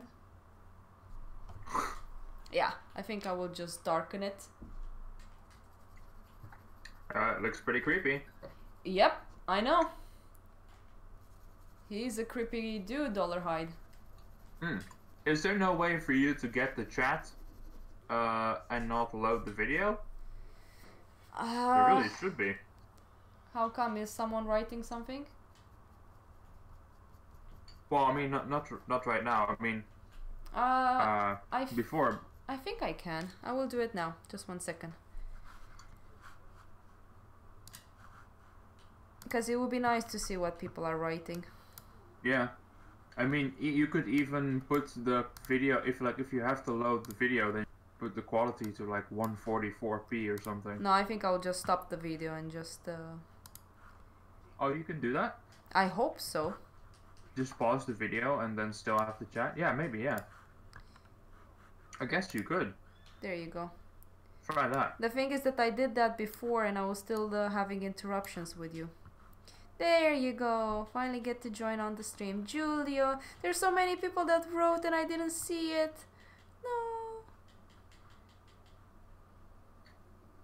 No. Okay. Well, let's hope that you guys will still be able to hear Frank.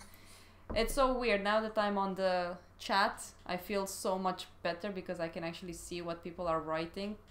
I felt a little bit bad not being on it. But that's just... you paused the video, right? Yep. It's okay, good. Because the thing is that there are 3 people using the Wi-Fi, and I think that right now it's just me. That's one reason I do it during weekdays when nobody's home, just me. So okay. I get most of the power. I think. Yeah. Well, yeah, I'm too tired to do it during weekdays. No, I understand. That's one reason I wanted to do it. I mean, even if we're live streaming, I'm just glad that we're catching up. Mm. I still want to come to Netherlands pretty soon as well. Well, not sweet. very soon. Yeah, not. see when you. I mean. I still owe you money. You do? I do. 50 euros or 60 euros, something like that. Okay, I forgot. Well, I haven't. But I'm very, very like super low, so I can't really transfer you anything. Fuck it. Doesn't matter. I will try my best. So let's talk a little bit about art. Do you know that John Singer Sargent has an exhibition here in Sweden, and I still haven't went to see it? What? You know that the National Museum in Stockholm was closed for renovations? Now it's open. Oh, yeah? Yeah, and it's an exhibition with Sargent's paintings. Sargent, yeah, I saw that Danny was going there. Yeah, I haven't had the chance to go. I know people have went there, but I've been utterly busy, so... And I know that Hendrik also wants to go, so... And I know that during weekend it's too many people, and we don't want to go when there are too many people. Yeah, it seems like something you definitely don't want to miss. Nope. So we need to... I think next week we're gonna go. Do you guys know who John Singer Sargent is? Nah, never heard of him. Obscure artist. Well, there's an amazing comic book artist that people don't know about. Yeah, but Sargent is a fucking meme at this point. Yeah, I know. I mean, like, oh yeah, sure, there's people that don't know him, but like when I started getting into art online, like he was one of the first painters that everybody was like just crazy about. Yeah, I remember. Jamie Jones as well. He was like just copying his style in most of his work. How dare he? Yeah, what a disgusting human being. Filthy, just copying. Yeah. We need to go to Sargent's grave and complain about that. Yes, we do. I actually do want to visit his grave at some point. I feel like I owe it to him. Do you remember the weird jokes we used to do in school with you and Sargent? Let's not go there now. Let's just not do that on the stream. Oh, really? Because I did selected this as educational, so I'm already a little bit too much with swear words, so it can be put down if I overdo it. Oh, really? Yep. I don't know how YouTube is with their stuff like that. Oh, Really? I mean, I was playing radio, and I was like, it's the radio. It's not like it's good, high quality of the music. And the videos... but that's copyright infringement, though. Yeah, I know, but still, swear words, you know, it's not very nice to swear nowadays. People are too offended by words. I don't know. Well, I've been swearing. I know. Oops. I've done it as well. I'm pretty bad with it.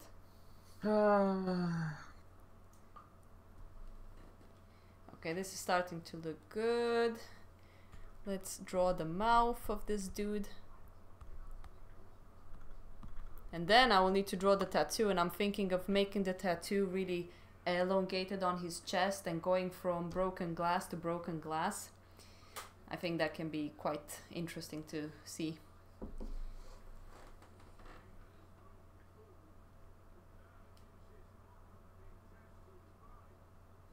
I do have to admit, it's much easier to work on my personal stuff. Much easier to what? To work on my personal stuff than on a commission. Even when I talk, like when I was doing the inking, I think this is harder to focus on live stream and work at the same time. Right. So I hope people will appreciate what I'm doing. I'm sure they do. Yeah. But yes, one day I will have to... That's the thing with Discord. I think I need a better internet to invite people on Discord. Can be super fun to do that one day. What, to have multiple people on Discord? Yeah, well, maybe not talking. I mean, it's not that big of a difference between YouTube and Discord. Haunted sheep. Yes, I am using references for this. Tons of them. This is basically work that I'm doing for someone. It's gonna be a print, and it's based on of a movie called Manhunter from '86. Was it, Hendrik? What? Manhunter was it in '86? Yeah, I think so. Yeah. So it's nothing original made by me. It's based off that movie. Just so people know what I'm doing right now. I have another print that I need to do, but I'm not gonna reveal it yet. Ooh. Ooh. So, Dodger. Yes, very secretive. Yeah, so stay tuned. No, tune. Indeed. Yes. Oof. What tea are you drinking, Frank? Oh my god, what is it? It's like, it's got like 3 different types of mint and some other spice. I don't even know what it's called in English. Let's see what it. I really love when we went to Netherlands to that tea shop. The way they were giving us the tea was so beautiful. It makes me want to actually do that as well. Like get those kind of cups, the small little cups, and just enjoy the tea. Because we have the tendency of like drinking the tea so fast, or put it in a big mug, and then it gets, you know, cold, and it's not as good as when it was warm. Yeah, true. It's called fennel. So it's got mint and fennel. But yeah, that tea shop was really nice in Amsterdam. Yeah. So it was funny because I read in on like the Google Maps reviews, people were saying like, oh, the hosts are so nice and they talk about the tea a lot, and then like they know so much about the tea, and yeah, it was true actually. Yeah.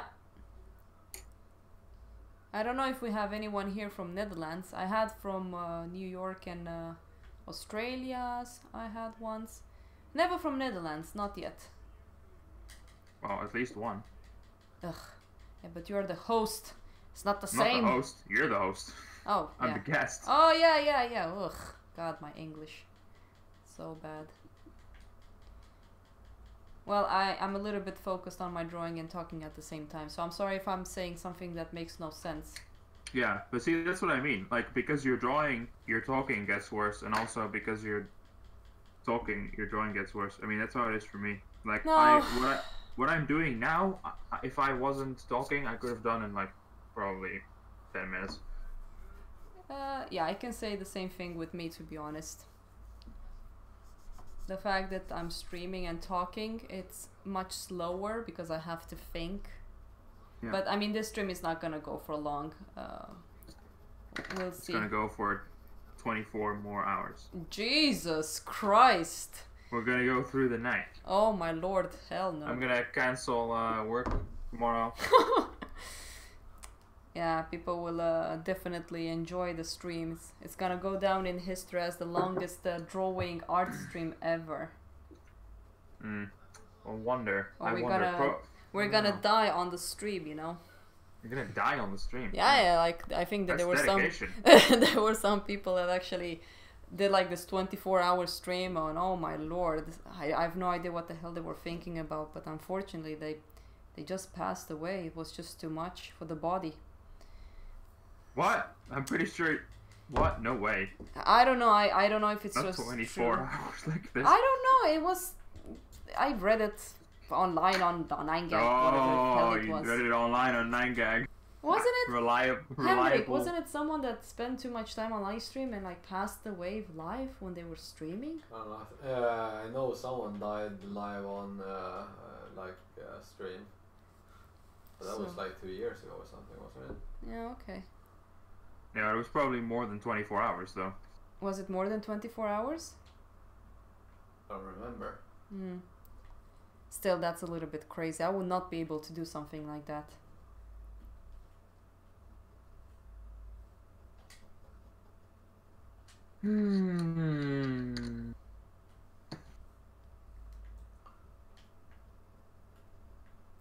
First time when I started this drawing, because the thing that I'm working on, I worked. This is the second version of it, and the first version was in charcoal, and I pretty much failed dramatically on it. The portrait of the woman, I will show you guys at the end when we will end the stream. It was horrible, I think. It didn't look at all like her. So now I'm doing it in pencil because somehow I haven't worked in a long time with charcoal, so charcoal felt like speeding me up somehow. So with pencil I'm a bit more slower and more thoughtful of my process. And I also enjoy pencil a lot more now than I used to do it with charcoal. I actually said that. It's really fun. So I'm using an HB pencil, 0.5. I started the sketch with a 0.7. Craziness. Yeah, boy.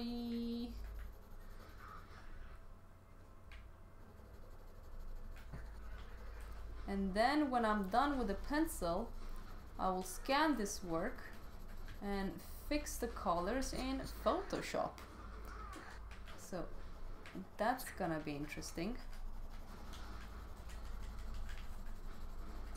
And the thing is that the design I created, it's based off the movie, of course, with the shattered glass at the end.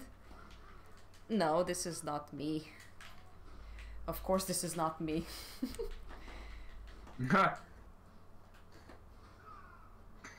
I don't know if he's referring that I'm drawing myself, but... Self-portrait, you with a... Yeah. Maybe I am a psychopath and I kill people when people don't know it. Yeah, you with a sock over your head or panties or whatever. Yeah. No, it's a very cool movie. After I saw Manhunter, I actually looked at Hannibal. No, not Hannibal, the Silence of the Lambs. So it was really interesting, the Whoa. movie. Have you seen it, Frank? Which one? Silence of the Lamb.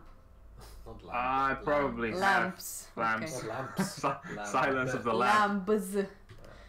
Yeah, my pronunciation is amazing. I probably have, because it's... I think...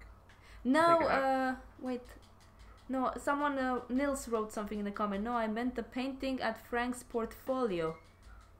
I know, Frank has painted me. Frank, do you have the portrait of me online on your site? No. What? It's not that special. You mean the one where you did... Nah. No, okay. Because it's not really... Something you want to do. Oh, I understand. No, it's not like I'm not that advertising special myself. anymore. It's not... No, I'm not advertising myself as a portrait artist. Yeah. I really need to update my website, like, holy shit. Yeah, I went on your site and I was like, damn, this guy needs more stuff on there. Yeah, I know. Well, I mean, I did go, like, for a few months without drawing earlier. Yeah, I remember that. Or, like, just not being very productive. Because I was, that was before I started getting up at 5 a.m. I had a period like that when I was getting up at like 5 a.m. when I was working at Sara in Skåne. Skåne. And I feel so good. Absolutely great. But now since I have a cat and my cat is a nocturnal animal, I have to go out with her until like 1 a.m. in the night, walking around Stockholm. And then go to bed around 2 a.m. So... I mean, isn't that just what your cat is used to? Because I know people with cats and they definitely don't walk them at 1. Well, the thing is, Frank, can you still hear me? I can still hear you. Okay. The thing is that, you know, it's the capital, Sweden, right? It's too much noise, so my cat gets a little bit scared. So Okay. it's a little bit hard. Cats are not like dogs. It's really hard to walk cats out on a leash. They're very good at getting out of their leash super fast. And it takes a lot of practice with a cat to get them to walk like that without getting scared, and that's something unfortunately I didn't have time to do because I also need to draw, because there are these people on the internet that shows how they train their cats to do this and that, but basically their cats is their whole life. I'm sorry. Yeah.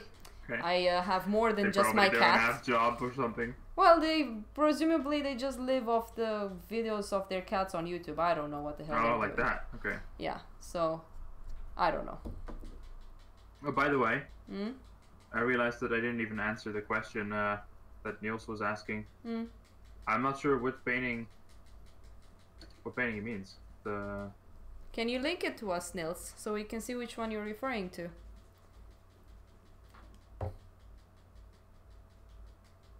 I mean, it's definitely not Theo. But, yeah, so I guess I did answer the question. Nope, it's not, because she's not on my website. Boo. I'm not special anymore. Yeah, I mean, the painting I did for you, like, was just a portrait. Like, it didn't actually have a theme or anything. He wrote something on the chat, by the way. I see. Oh, that one. Yeah, no, that's not Theo. No, it is someone else from Romania, though. Ah, that one. Yeah. Mm-hmm.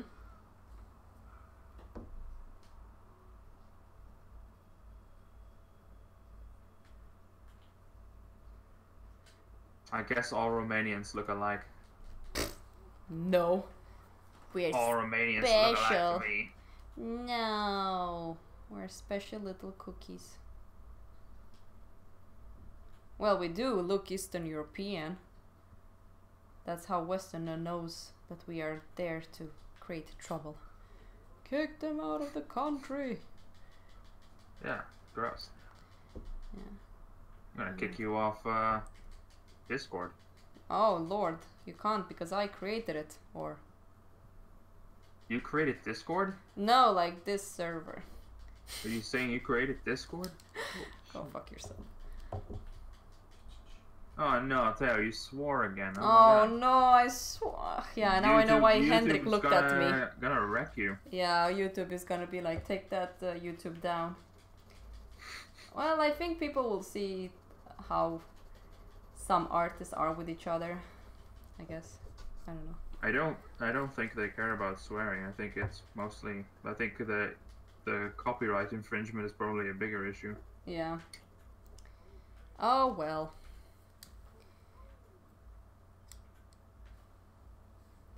So I look similar with that girl, apparently, Frank. Maybe you do. Dollarhide. What a psycho. Yeah, still haven't sold that one. Yeah, you should. It's Oh yeah, you should. Oh yeah, I should just sell it. Huh? What? What are you talking about, Frank? I said I still haven't sold it, and you're like, yeah, you. Oh, that painting. Ah, okay. Now I understand what you're talking Yeah, about. you should, Frank. Why aren't you selling it? Yeah, Frank, just go and sell it. Just go and sell it. Make Just go and sell it for like €5. The thing with being an artist, you need to have a certain, like What? I was explaining people with, you know, selling your work and stuff like that. You need to create a certain market for yourself to be able to get noticed by galleries and collectors and so on. Yeah. It's a tough world out there for us artists because there's so many good artists out there, and it takes time to get noticed. Some luck as well, I guess, for some people. I don't know. Maybe I'm wrong, maybe I'm being stupid, but I don't find it easy. Yeah, I mean, it's kind of a strange It is. strange career. Yeah. It is a strange and very challenging career. Not only for us, for musicians as well, for comic book artists. It's not just the fine art world. I think everybody has that hardship of getting out there with their art. I mean, Hendrik was telling me that the comic book world, for example, doesn't pay very well. It's a really hard thing to do as to be a comic book artist if you're not working for like Marvel and DC and stuff like that. Even those companies are not paying as good. So you either create something super original and then you have like this big movie companies that just buys it off you, which has happened with The Walking Dead, for example. It became so popular that basically they made a movie out of it. Mm-hmm. But sometimes I think I was reading about it, how Marvel doesn't really pay the creators that well in comparison to DC. So sometimes big corporation really, let's say, doesn't really give the right royalties to the creators. I'm trying not to swear as much and just speak. I almost wanted to use the F word.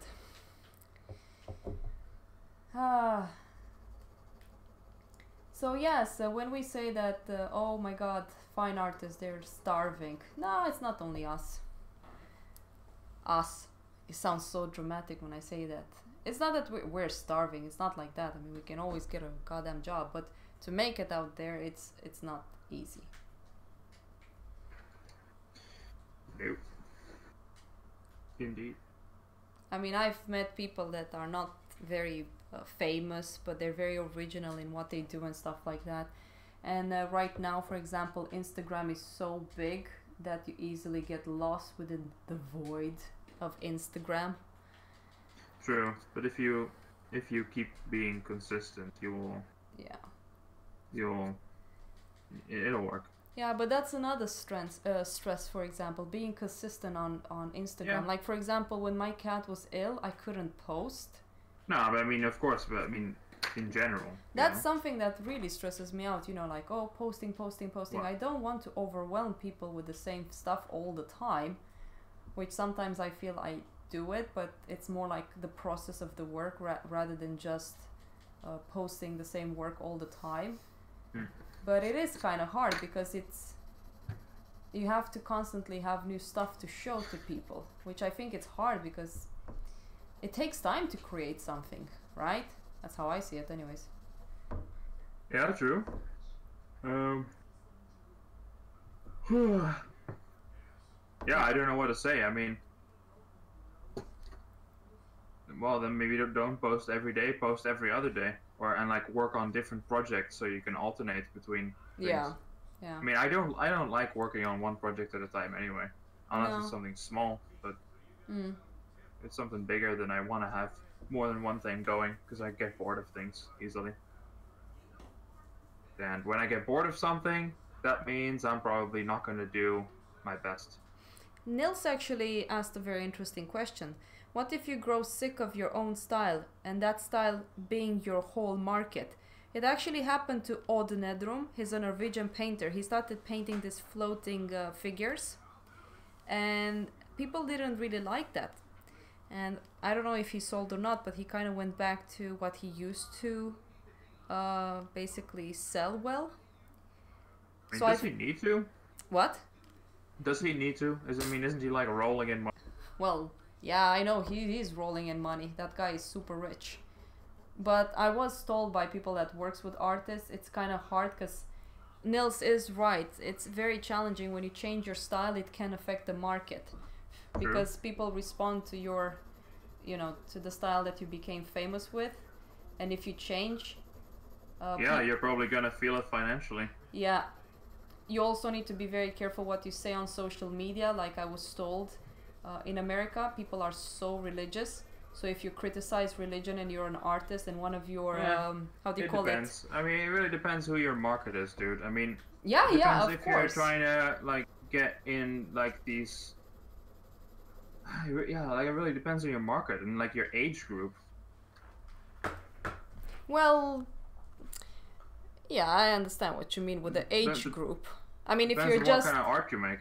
Yeah, if you just want to make like more of the contemporary art that the younger generation is more attached to, and let's say that the young generation is not floating in money like the older generation is, or maybe some young people makes a lot of money but they're not that much into art, let's just presume that, you can always sell posters. Like there's a lot of people that doesn't even sell the original, they just sell posters because people can't really afford to pay 20,000 euros for a painting or a drawing or whatever it is, So maybe it really depends on who you're targeting.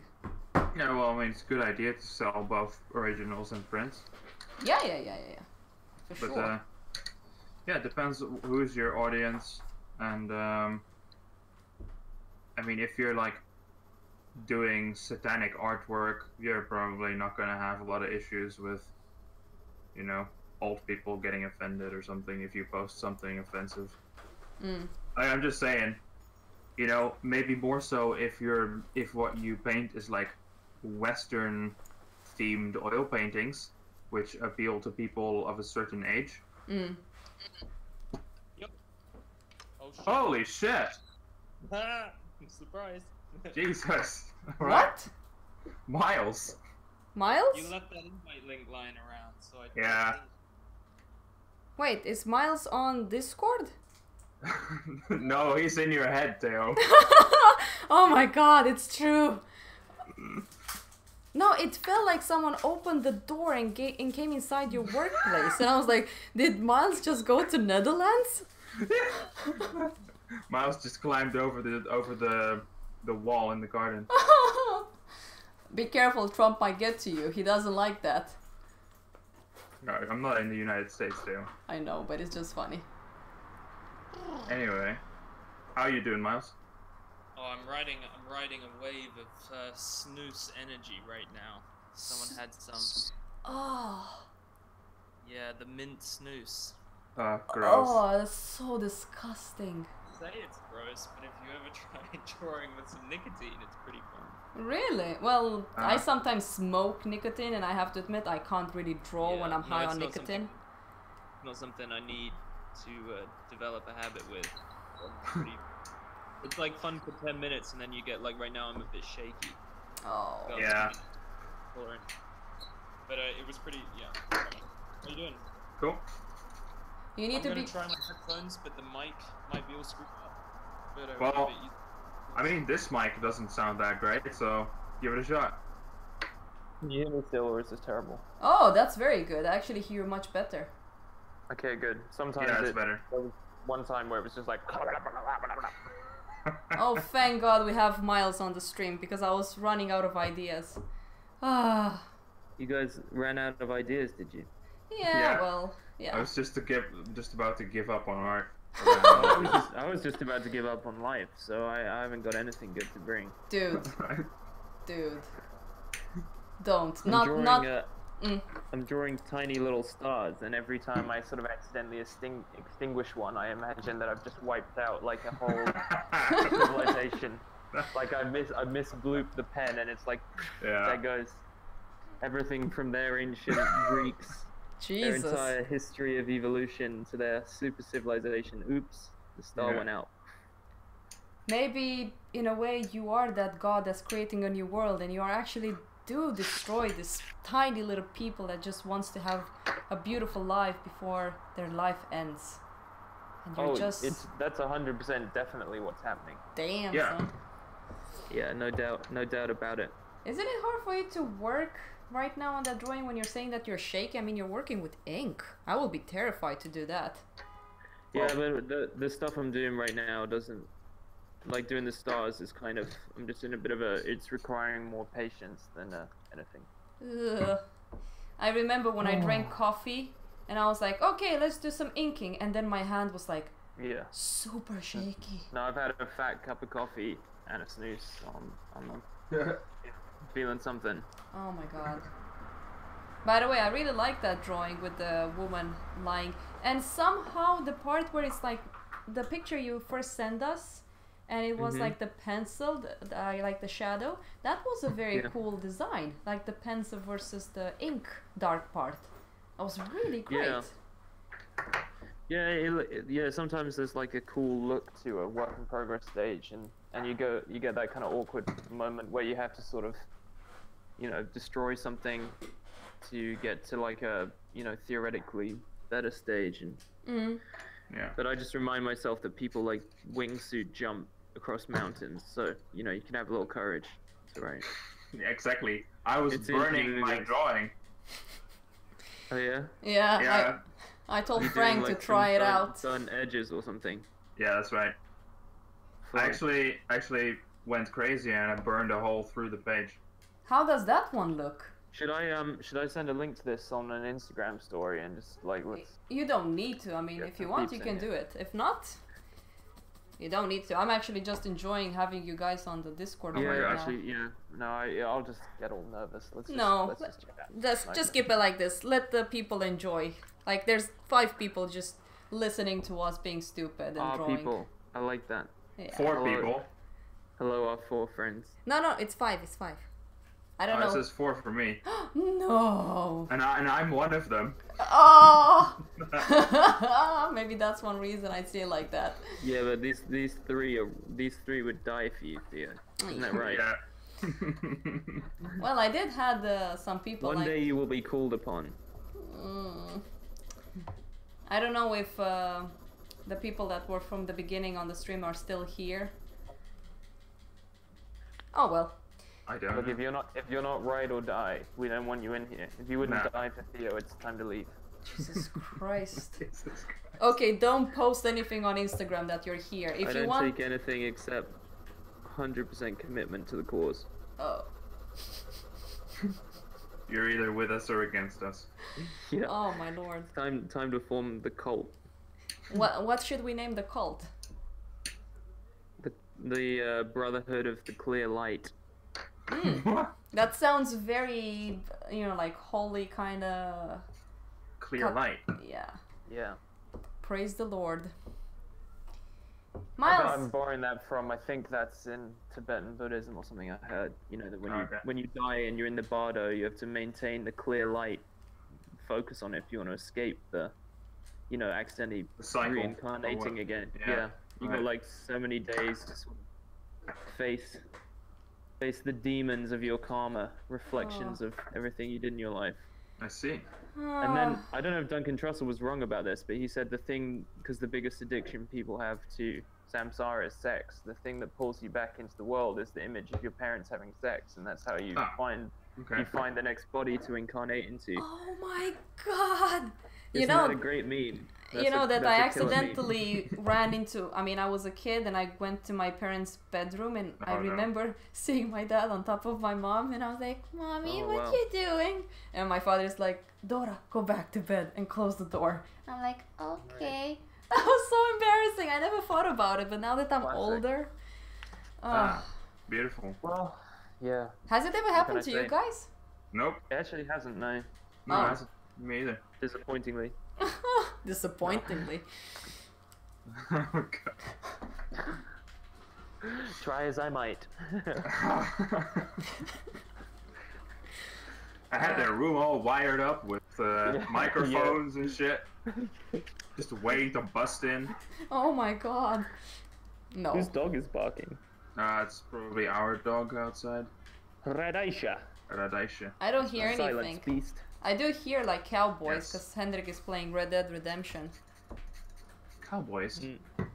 Those aren't even real, Theo. He's got the sound off, but he screams like a cowboy as he plays. Oh, trust me, he had moments where he wanted to really scream because apparently the controls in the game is really bad. Like, he hates it. It's so sluggish and slow Well, moving. people say that it feels a bit more like you're trying to direct an actor than you're playing, because he feels there's a slight sense of autonomy, Miles and said that it the feels whole like game you're is sort of directing like an intentionally actor. a bit That's how the vague game and. feels.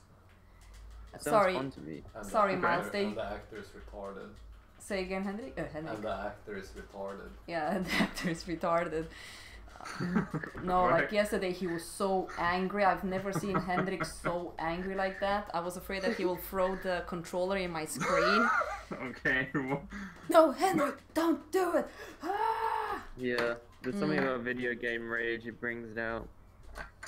No, but it is bad. What's Like the he was. last game I Road raged rage at? as well. I mean, road rage does it for me, man. I haven't had much time driving. No. Sounds like your motherfuckers need meditation. You only got so many minutes on this earth, spending them yelling at pretend cowboys. It's time to join the Brotherhood of the Clear Light. I think I'm gonna name this live stream what you just said, Miles, because it sounds too good. I named it Chill and Art. Give me the link, Theo. I think it'll be fun. Filling some people Are in. you sure? Yeah, I'm only gonna be here for like 20 minutes. But I think Okay. Yeah, Frank? and after that, they'll be left with us boring idiots. Yeah, maybe we can end the live stream so it won't become too boring. Yeah, I mean, I have to eat dinner at some point. So. Okay. Well, I mean, if you'd rather I didn't, we can maybe another time from the beginning. It'd be more fun. As long as it's okay with you, you can do it. If not, we can do it next time when I'm done with the commissions. Next time I join, we'll do it because it's fun. Because we can get people to ask random questions and it'd be fun to watch you draw and stuff. Well, I'm gonna be painting. That's what I really wanted to do, but I have to do this commission. Oh yeah, Miles, did you pick up the painting from Skåne? No, but I'm gonna have to go to sign a print edition I ordered there next week, so I'll really try to remember that time. It's really frustrating because I totally forgot and I was like, I wonder if I'm Miles just a bit worried if remembered. I take it to Malmo, I like, what's gonna happen then? I have an excuse to actually come and visit you guys down there. Well, I mean, if you come to Malmo, just go to Simrishamn as well. Yeah. Or do you want to avoid the ham? The ham. The ham? The ham. The ham? Oh. Simrishamn. Nah, not really. I want to see Hans. I want to see Sana. I want to see Gunilla. Just come on down. Yeah, I think I will. It's just that it's been very hard with Misha since she's been really sick. So now she's starting to feel a little bit better. So. Yeah, I imagine you don't want to leave the poor fur baby. Oh my God! What was it on Thursday? She was like vomiting everywhere. Well, vomiting She's been really poorly, right? You had to take her into the vet. And everything. Yeah. You know how much it costed me and Hendrik right now, but yeah, we have like 1,300 euros, right? It got close to 4,000. No, not euros. 4,000 euros, almost. What? 4,000 euros? Yes, but we have Agre, so it covered it up. So I think we paid around 1,500 euros. Jesus. I know. That's one reason I need to be focusing on commissions. For our children. Indeed. This made me not want to have kids with this cat, to be honest. It's the so stress stressful. of caring about something. Yes. I mean, she's a cat. Yeah, but it's also that you care because you love her. You know, that's the burden of loving anything. Yeah. So just don't love your kids, then you'll be fine. I'll be like, I don't love your son. You can go and die. I don't care. Why, mommy? Why? I wonder. I sometimes wonder if that is what drives like detached parents. Like it's too painful for some people to. It can be. Well, I think it's very complicated. Let's not go there. I think it is because I was telling Frank some time ago, Hendrik really likes to look at this kind of criminal documentaries. He's just trying to figure out all the mistakes they make so that when he pulls perfect it, yeah, he'll have the formula down. Oh my God. Always wear gloves. What the hell? Oh. I think if you had to murder someone, you'd have to murder like a total stranger randomly because no connection. Yeah. But then how are you going to enjoy it? I don't know. Yeah, it's too random. There's no personal touch to it. Oh, man, Jesus. It's dark. Yeah, it is dark outside. It's really dark here as well. So is it back to slaving away for your overlords tomorrow, Frank? Oh yes, absolutely. I'm looking forward to it. For the profit of Samsung. Oh. For the profit of Samsung. That's right. That's yeah, I work in the Galaxy. For the good of the Galaxy Note 3. Yeah. Just some context for people watching. Galactic Federation. God. For the people watching, I work in a warehouse. Yay. Yay. For Samsung, yeah. Yep. But it's an honor to work for Samsung. Can't wait to get out of that place, but it takes a lot of effort and time and all that. You're sort of saving up right now to sort of quit for half a year or something. Yeah, maybe. I mean, it's a while off anyway. Like, it's a while off. Yeah. I sometimes look at people that have kids and they're our age. Once you get kids, it's so hard to like really take a break. Because I met Joachim. By the way, Miles, Joachim said that he really loves the stuff you're doing lately. Oh yeah, I love that guy. He's such a nice guy, and he has a kid, And he constantly said that, That's one of my drawings too. He won it in one of the giveaways totally randomly. Oh, I didn't know that. Yeah, two out of 3 of the random giveaways genuinely went to people I already know, and it was truly random. It was weird. It made it look like I was faking it. Oh, I doubt you were faking it, but... No, I used atmospheric noise generators to like there's a random.com that generates numbers based off of like particle collisions in the upper atmosphere. So it's the closest thing to a truly random number you can get online. Well, not the close, but a good option. And twice, fucking pure chance, selected people I know. If I were more of a hippie, I would read into it. Well, you already know a little bit too much, so. But what I wanted to say is that once you get a kid, it's really hard. It feels like you don't have any time, because you really wanted to join and draw with me and Hendrik, for example, but he's a father. I mean, it feels that way already for me. Like I feel just like managing like. Oh yeah, you're having a lot. For one person, and yeah. But you get a lot of, I imagine, meaningful and beautiful experiences in return. Oh yeah, definitely. And you know, it's kind of an invitation maybe to learn to value your time a bit more. I sometimes feel like when you have infinite time, you just kind of piss it away. Well. No. Yeah, probably. No, I don't do that. No, I understand what you mean. I'm not saying you or, I mean, we all have at various points, but. I have to. I'm just trying to see the silver lining in something like that. I do have to say that this stream, even though it's like episode 4, you remember that I was telling you guys that I have like an annoying art block. Wait, you cut out there for me. Yeah, you cut. Okay, so yeah, it's not just me then. Nope. Your mic keeps like cutting off. What's wrong with you, Mike? Can you guys hear me now? We can hear you, but it'll just drop for like half a second. Aww, yeah. Well, I don't know. Fine. It's mostly fine. I wouldn't worry about it. It's probably just internet connection. I don't even know what I was talking about. It could be the connection. What was I talking about? You were talking about we were talking about Joachim and the kids and the stream. Maybe you were good. I think maybe it sounded like you said art block, like you had an art block. Yeah. Sorry, I'm like drawing and trying to also think at the same time. Right. Art block. Oh yeah, it helped me get away from my art block, the live stream. Yeah. Sometimes it's more of a block, it's just that we don't sit down to do it, you know what I mean? Yeah. Like, the thing that Inktober has been so helpful for me is especially because it takes me so long to do something, it made me put every idea on a giant pedestal.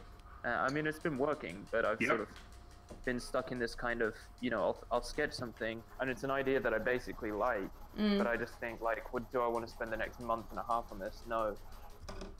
And so I just had pages and pages in my sketchbooks of ideas like that, and some of the ones that I truly thought like weren't ready or weren't finished were ones that, like, you know, I was surprised by how much other people were resonating with them, and it's been like right now I'm now just doing some pieces in ink that aren't limited by being just a day, because it's still kind of faster than pencil. Way faster. I'm Pencil really loving it, actually. Really slow. Me too. The change of pace. Miles, you'll be so proud of me. Where's my pen? Oh yeah, disgusting. Don't Disgusting. spoil it. Don't spoil it. He needs to see it. Oh, I'm not saying anything. Disgusting. I'm not looking at the stream, so you gotta just tell me. I got a 0.03 water Copic proof pigment ink thingy. Oh, very nice. Yeah, I know. I love it. 0.03. Yes. Notice Yeah. the 0. I have one here that says it's 0.13, but it feels like less. It's not 0.13. 0.03. Yes. Crazy. I know. I love it. I think you will love it. It's like so You can thin. draw between the atoms. Yeah. There's a... okay. Right, yeah, this one's a steel tip pen instead of a felt tip, so even though it's 0.13, it feels like drawing with a sword. Was that Saga? Beautiful. Yeah. I thought that we she's... heard about this pen from Aaron Hawkey. He was always posting videos using it. Okay. I thought that Aaron Saga... Hawkey, the man who introduced me to Stonehenge paper as well. Oh. Wait, who's that guy? What's his name again? I showed you his work. Aaron Hawkey does like a lot of really cool prints, draws in pen a lot, very sort of hyper detailed. And... Is it like buildings? No. No, okay. I mean, it's probably drawn a building or two, but I wouldn't describe his work as buildings. Ah.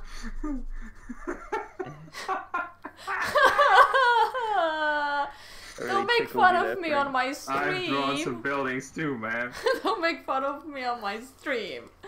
No one's making fun of you. No one's I making mean, fun of you. there are some people. Yeah, you could be like, it's buildings, and you'd be right. But not this mess. What are you loving over there, Frank? Oh, this is so satisfying. I just connected a huge area of this background, and it's like, yes. Nice. Yeah, actually Nice. gonna post a work in progress list tonight, because I kind of like how it looks when it's like half patched in and half not. Yeah. Oh my god, Miles, isn't it hard sometimes for you to take photos of your progress work and then you continue on it and then you look back at how it used to look before and you're like, oh man, looks so much better here, but you just can't go back. Yeah, I mean, I try to avoid that happening, but of course it's happened. But like I've just kind of, with like art, it's always more about like it's a process. You know what I mean? Like the results vary, but some pieces are better than others, and but really like what's important is that you keep coming doing back it. to it. Yeah, that's right. And it's always kind of a little bit about simultaneously it's about the next one, but it's also about just enjoying the whole I just like having something to structure my time and focus around, you know, build a life around. Build a It's life. just so much fun. I had that today. I just had so much fun drawing today. It's like, you know, and that really is it. Like if you don't enjoy it when you're doing it, you know, the reward is never showing up later. Because it's only ever going to be more of that. Plenty of people with money and success have managed to be miserable. So I like what I've enjoyed so much about Inktober is I've sort of shrunk my world to I wake up and it's like, what can I create today? What can I have that I didn't have by Yeah, sundown? it's a really nice idea. Yeah. Yeah. And just rediscovering the sort of like genuine creative potential in the present moment that you don't even know what's going to happen, what's going to come out of you. Because it really feels like that to me now, especially seeing my whole process shrunk and compressed into sort of a daily cycle. There's this real feeling of like, you wake up and you sit down, and then I really do often get that feeling of like, I look back at the past month's work and I'm like, where did any of this shit come from? You know, it doesn't. Well, you've always been quite curious of things, Miles. That's what I think helps you a lot with ideas. Curious George. Yes. I agree though, because like, you know, all creativity is remixing, the way I see it. It's all taking, we take the sort of potent, to sound like a hippie, you know, energies, ideas in life, and you turn them into something. Like if you make an image or like a movie, right, that has like a major moment of like grief or loss or anger in it, like the artist doesn't invent those emotions. You're giving people a context to experience something that's already in them, that already exists. So it's all kind of like I really think of it as a, you know, we're just arranging and curating elements of someone else's attention and consciousness. Like everything is already in someone else. You don't invent how light falls on objects, and that's why I was talking about my workshop. Like the medium is attention, it's human attention.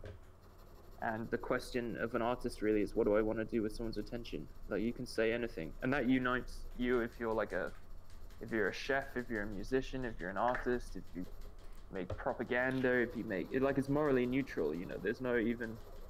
The question really that makes you interested in an artist is, what do they do with my attention? Yeah, they're like trying to connect. That's what you mean. Do you want to comfort people? Do you want to disturb people? Do you want to remind people? Like you're just kind of. The question really is, what do I want to do with attention? Because that's all it's ever going to be. It doesn't matter how long people preserve this stuff in museums. It'll have just been fleeting moments of, you know, people's attention. The thing is, with what you're saying is very true, but what I noticed about you just enjoy talking to people. You like going and meeting people. There are many artists that doesn't do that. They don't go out as much. They just stay in their home. I'm not saying that their art is not beautiful, but if you want to connect with people, you need to talk to them. And that's something you do a lot.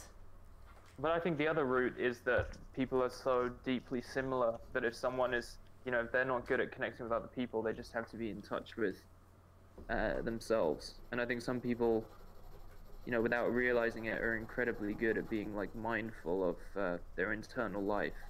Without even knowing they're doing it. But if you're going to make art, like it's going to involve connecting to some sort of strong feeling or something that you feel like you have to express. Like I'm actually equally in the same way that people who are very introverted and find it weird that I like talking to people. I have the same kind of fascination with introverts. Like I'm so addicted to other people's validation. I think if I'm being really honest, through my meditation practice, there's a sort of almost constant need, like a kid, to be validated, that I'm fascinated by someone who sits down, draws for themselves and looks at it and just says like, yep, job well done. Like I like constantly have this sort of, driving like emptiness, like a sense of... it's interesting. I mean, you can talk to Hendrik about insecurity. I just think it's a sense of insecurity. Like I fundamentally sometimes feel like I don't trust that I'm okay. I like just want someone else I know what you mean. Like, am I doing this right? Like, like is this allowed? Is this good? Yeah, like, but I think those are the voices you were talking deeply, about, Frank. Just like deeply that I'm okay, that life is okay, that there's it's driven by a constant fear of like. And I think the fear just wears the clothing of whatever you're putting your attention on. Maybe I start worrying about, and it's something like my hypochondria, where I've been focused on, perceived symptoms in my health, or I'll go through a phase of worrying about, the future of the globe, or. But it's just whatever it is. It's driven by a sort of, I think, a difficulty in like surrendering to the present moment, just fully sort of submitting to uncertainty. And you can understand where that comes from based on how crazy life is. Isn't it about also us feeling secured where we are right now? Because we kind of don't really feel secure with what's happening for reals in the world, to be honest.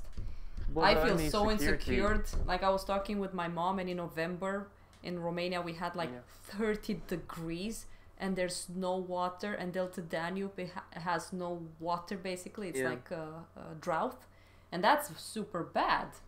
And this has never happened.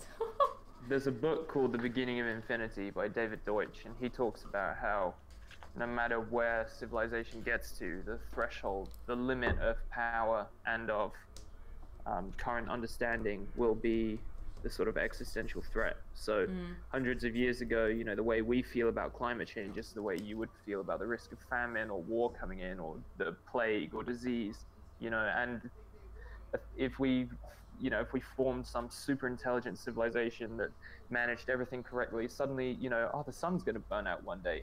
We have life extension technology for millions of years, but now the sun is, is that generation's climate change. And then, if you could survive your sun or fuel it or move between stars, eventually the horizon will be the sort of heat death of the universe. Like there's a constant boundary of your influence. And I think the only real security is to learn to be comfortable with the fact that you're not secure, that it's temporary, and having principles that are more important to you than just living forever. Because I guess I'm more afraid of how people will react in the face of a crisis than I am of because a crisis can be a huge opportunity to, it's like, in some senses, the apocalypse is already happening, right? Like 60% of the Earth's wildlife has gone extinct since 1940.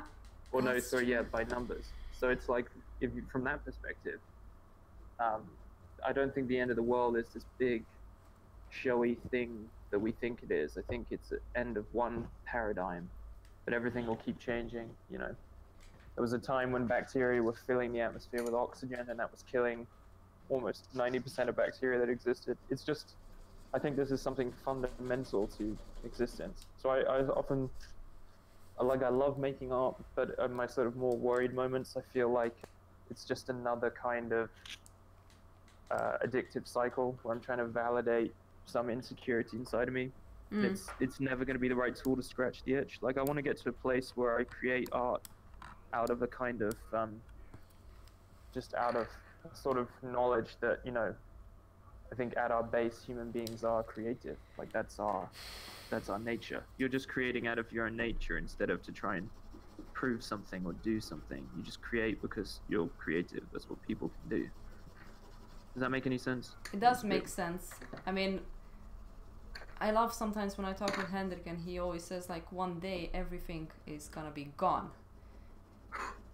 Of course. And that, I don't know if it really scares me, because it's like you said, that's not happening right now. And sorry for going between words, but I never saw the movie, but Hendrik told me about this movie. Hendrik, it was this couple in this car, and then at the news they were reporting that there's a comet that's coming towards the Earth, so it's basically gonna hit the comet, yeah. And it was the girlfriend. I'm trying. I'm like. Keep listening. Keep listening. And the thing is that, can you say the story, Hendrik? No, I don't remember. A comet heading towards a couple in a car. Yeah, they were in the car and they were listening to the news, and I think they were going somewhere. You're thinking of Flubber, the movie Robin Williams' professor. He makes a green goo that sings and dances. Fuck off, Miles. No, it's Flubber? not that. I think you're thinking about Flubber.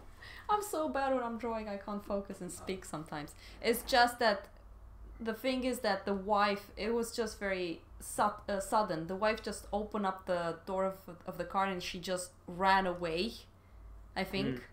So the guy was just in the car sitting there, like inevitable, in like 24 hours everything will end.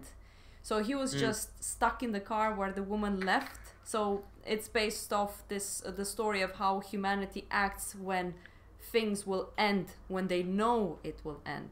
Because we're so young, we're so, you know, Which we don't think about that. Actually, already our own personal situation, regardless of what happens globally. Like that's what I mean. Like real peace of mind is never gonna, like the belief that we will change the world around us to. Because if you think about it, when people are trying to do anything, you feel like you have to do something, right? The reason is always that eventually you'll believe that everything is lined up in a way that you can finally relax and enjoy the moment. You see what I mean? Like, Yeah. you're waiting. You're just waiting keep for the chasing after it. Yeah, you're waiting for the situation where you can give yourself permission to do this thing that you're actually able to train yourself to do anyway. Yeah, I mean, it has to happen now, because if not now, then, you know, when? But it's so easy to say, and then it's But so yeah, that's the surprisingly thing, it's and so fascinatingly hard. difficult to do. Yeah. It's Yeah. really hard. Like I have moments when I'm outside and my But brain the is. first part of any mindfulness practice is truly realizing how like neurotic you are. Like a lot of people feel like. Oh yeah. Oh my god. If you spend like a month meditating, the first thing you'll learn about your own mind is that it's so out of control. Oh And, yeah. Oh my And god. paradoxically, trying to control it is part of the problem. Like, Yeah. Yeah, Frank was talking about that, like those thoughts. Like don't try to control them. Yeah. Don't think like, oh, stop thinking, because then you're thinking Yeah. about stopping you just thinking. you just have to learn to sort of watch it. Watch it and be the observer. But I mean, these are the kind of, this is the kind of ideas that I enjoy making artwork about. Like I want to communicate a sort of feeling of, like I sort of believe that, a feeling like the sort of relief of surrender or a bit of serenity or whatever. Like I'm fascinated that if I sort of hold that as the vision for a piece that I'm working on, I'm amazed how often people will sort of validate that actually works. I'll get a message from someone saying, "Oh, this makes me feel incredibly peaceful," and or like way more specific than that. Like to me, that's very like it's a very fun thing to do, but it's actually been kind of painful. This is going to sound really spoiled and stupid. Nah, go I for hope it. it doesn't come across the wrong way. But like having started to find the validation and success that I think I wanted, from art and from the world, there's just been a little blip, I think, where I've realized that that's actually never going to scratch the itch. Like it's fun and it's like a hashtag blessing or whatever. Like it's something cool, and I'm definitely very grateful for it. But it's been like sometimes getting what you want is like just another way to learn that it wasn't what you needed. You know what I mean? Yep. But at the same time, it's you say that, but I wouldn't trade it back. Like No, you don't want to work at a warehouse. that's the paradox of goals, right? Like you understand, like is that attachment or is that wisdom? I don't know. I don't fucking know anything. You know, it's like like that's the challenging thing about meditation when people tell you that you can, you know, you don't need things in the external world to be happy. But like that's so easy to say, but it's like so yeah. when It always comes off sounding so pretentious. Yeah. I mean, to be honest, when Misha was at the hospital, Hendrik always told me, like, what's more important in this for you right now? Is it drawing or is it the people around you that loves you? We're so obsessed over success and stuff that we're missing out on the people that are still it's here. Drawing, Theo. Don't be fooled. It's drawing. Yeah, I know. That's what I told Hendrik. You're like, you're a fool. Yeah, I need like to a draw. demon whispering in your ear, Yes, trying to exactly, get you away from your path. Yeah, your addictions will talk to you. I will need to. I'm gonna throw the cat out the window. Like a little demon whispering. Come here, you little shit. It's time for you to be thrown out the window. No. But no, Put her in a bag to make it less emotionally painful. Jesus. No, but I really appreciate Jesus you actually saying all of this, Miles, because I think it was Jim Carrey that said that he wishes everyone to just be a millionaire, just to see that that's not what it is. Was it? How did he say it exactly? I think it's just difficult in a world where there's so much genuine injustice as well, because like I totally agree with what he's saying. Like I truly do, but it's like when you sort of really delve into looking at just how unfair it is, you know what I mean? Like just the how much of your sort of baseline well-being in life will be essentially a roll of the dice, you know, even down to like us not being severely disabled or yeah, which is why I'm very fascinated and inspired by people who have already gone through your own personal worst case scenarios and found happiness. Like I'm fascinated by people who have you know, lost everything. Lost everything from people, money, fortunes, or whatever. Or people who've gained it all. Like I find people like Jim Carrey, or I find that kind of model interesting, because it's funny to see both extremes. You know, someone who's lost everything you think you need, and someone who's gained everything you think you need, and both of them to sort of come to the same conclusion. It's like very hard to listen to someone like me who's been, you know, grown up in a Western country and grown up in a time where I've never really worried about food or like violence anyway. It's very hard to take my word for it and just say like, well, it's experiences that builds people, so I understand what you mean. It's hard to really compare, but that doesn't mean that I think it was a friend that told me that even though I've been growing up in Sweden and having it all, that doesn't mean that my suffering is less than other people's suffering. If you understand what I mean. No, yeah, because I think expectations and... Well, I think it's really important to not dehumanize anyone. Like, to look at someone who is on the sort of winning end of something and to declare that, you know, oh, well, you've had it all, you know, is actually to dehumanize them and make them too simple. Like, people are always more complicated than that. Mm-hmm. Like, I think everyone knows at this point that it seems like one of the weirdly hardest lives to have is to be like born to like a super wealthy actor or something. Like that always seems to like fuck kids up. You know what I mean? Because I think or just to be a super wealthy actor. Yeah, seems like a one-way ticket to madness in a way. Yeah. Like, coming out on the other side. But it's good. I feel very, very positive these days. I don't know why. I'm not questioning it. Disgusting. You should be just negative and sad and depressed and hate everything. It's not from not paying attention to, like, I've been reading almost too much news, and I think I've been going through... Oh my god. I don't know. When I was in Romania, the only thing I saw was news. I'm so tired of the news. Ugh. Yeah, it's like looking through the shittiest window into reality. Like, just reality filtered for only the bad. For 7 billion people. Surprise, it makes you feel horrific. But at the same time, it makes me like, you know, if I was going through something really dark, or like, you know, like if, that the area of the world I was in was going through something crazy, I would feel equally fucked up about a world where no one talked about it. Which kind of is our world too. Like if you look at what makes the news, it's not just the places that are, you know, like Yemen right now hasn't been making very many headlines, and you got like 13 million people starving, Oh you know, Jesus. because Yeah. of like, and it doesn't get talked about much from my understanding because, you know, I think it's Saudis and they're one of our biggest allies are partially responsible for this. So you have like, you know, tens of millions of people on the verge of starvation. At least I was reading about this a few weeks ago. I don't know shit. Let me go and eat my Nutella so I can cry a little bit in my corner. No, I'm just joking. It's Sorry. just difficult, and Yeah. but you gotta have compassion for yourself too, and you gotta look after yourself. I don't know, just watch some Bob Ross, Yeah. Oh, I made a mistake. Oh, it can be a happy hang out with mistake. the people around you. Hmm. Oh, goddamn, draw with a Posca pen. I tell you, I love these markers. Pure What? black. Which one? Posca pen. Hosket. It's kind of like painting with a pen. Hmm. Like a brand. Is it like a brush or something? I'm trying inking on the Stonehenge right now because I've just been drawing in my really crappy thin sketchbook all Inktober, and it's really nice because there's a lot more solid black in this current drawing. Doesn't the Well, sketchbook. doesn't this texture bother you? Some Yeah. the Stonehenge. Yeah, the texture. Isn't Nothing it bothers me. Oh, nothing bothers you. Stonehenge is amazing. Yeah, what are you talking about? It's pretty smooth. Huh. Hmm. Yeah, You're Theo, drawing which on the right side are... Yeah, exactly. Which side are you using? The less texture one? So that almost has no texture. Hmm. I mean, It's right got a little now, bit. the paper, Yeah, almost. the paper that I'm using is.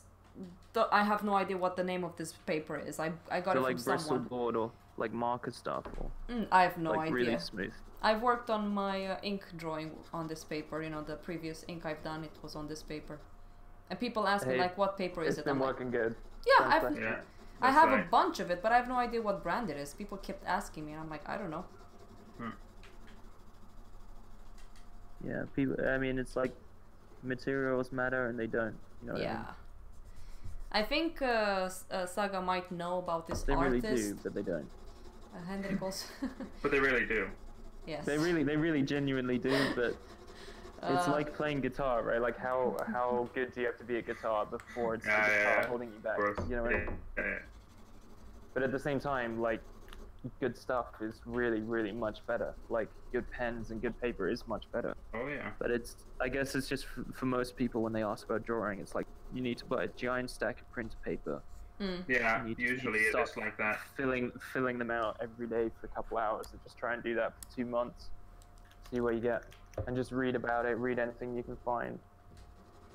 Just get that practice in, and start with something you can genuinely do every day, better than drawing for 10 hours. Drawing for 10 hours one day and then being too tired the next. Yeah, look who's talking. The Gotta be person that spent 12 hours one day Yeah, just my God. drawing. Yeah, but I've been doing this for like 11 years. Like, and I don't. Sure. I can take it. You know, if I want to do that once in a while and just do something crazy, like there's a whole kind of momentum built up. But if I were just getting started, I mean, I'm being quite nice when I say too. Like, I think if you were in a position where you want to go from like noob to pro, you know, you probably got to up the intensity. But the right answer is always like the most you can do without burning out. Because if you burn out or you lose motivation because you hate it so much, you ultimately end up being less productive anyway. Mm. Yep. Or like, I think you don't learn as good when you're stressed. Apparently, you know, your brain is gonna learn better the more you're kind of relaxed and interested and We trying were. hard, but not. Oh yeah, that is true. We were talking before you came about art block. What do you do when you get an art block? Man, if you get an art block, just draw from life.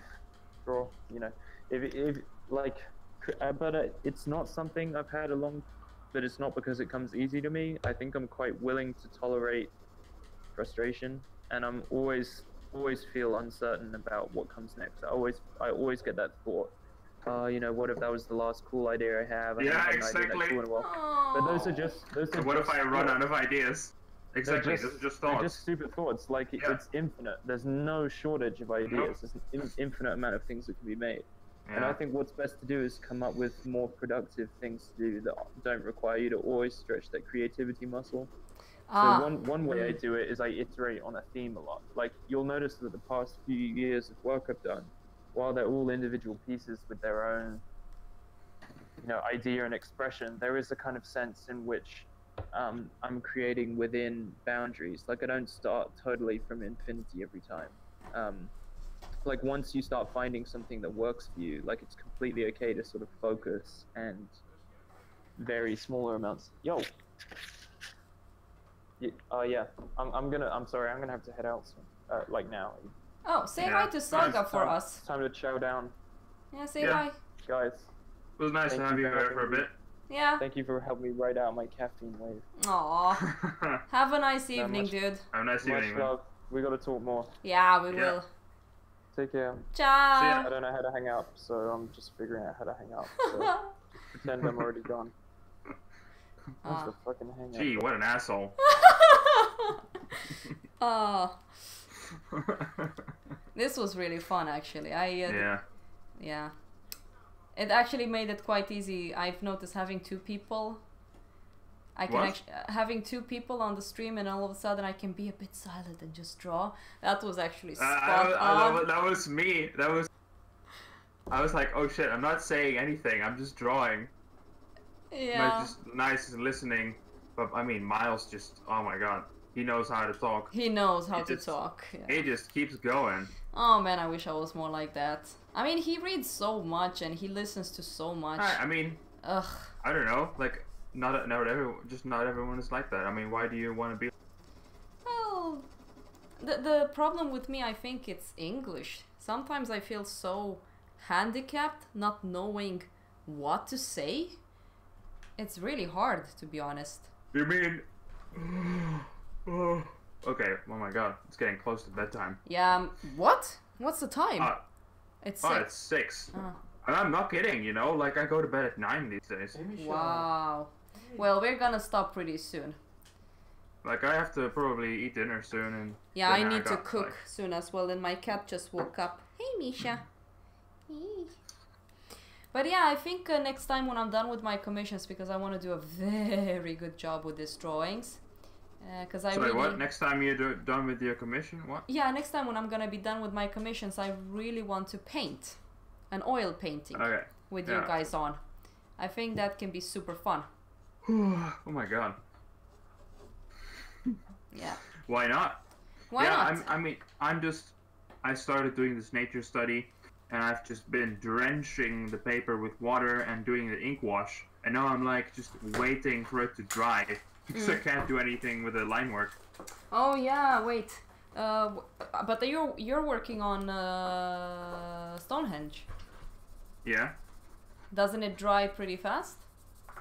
I mean, no, it's paper. It's thick paper as well. Yeah, okay, I understand. And it needs to be dry because otherwise the ink is gonna bleed. Mm. So I'm just sitting there like, meh. I'm actually so glad that this Manhunter Freak is going well.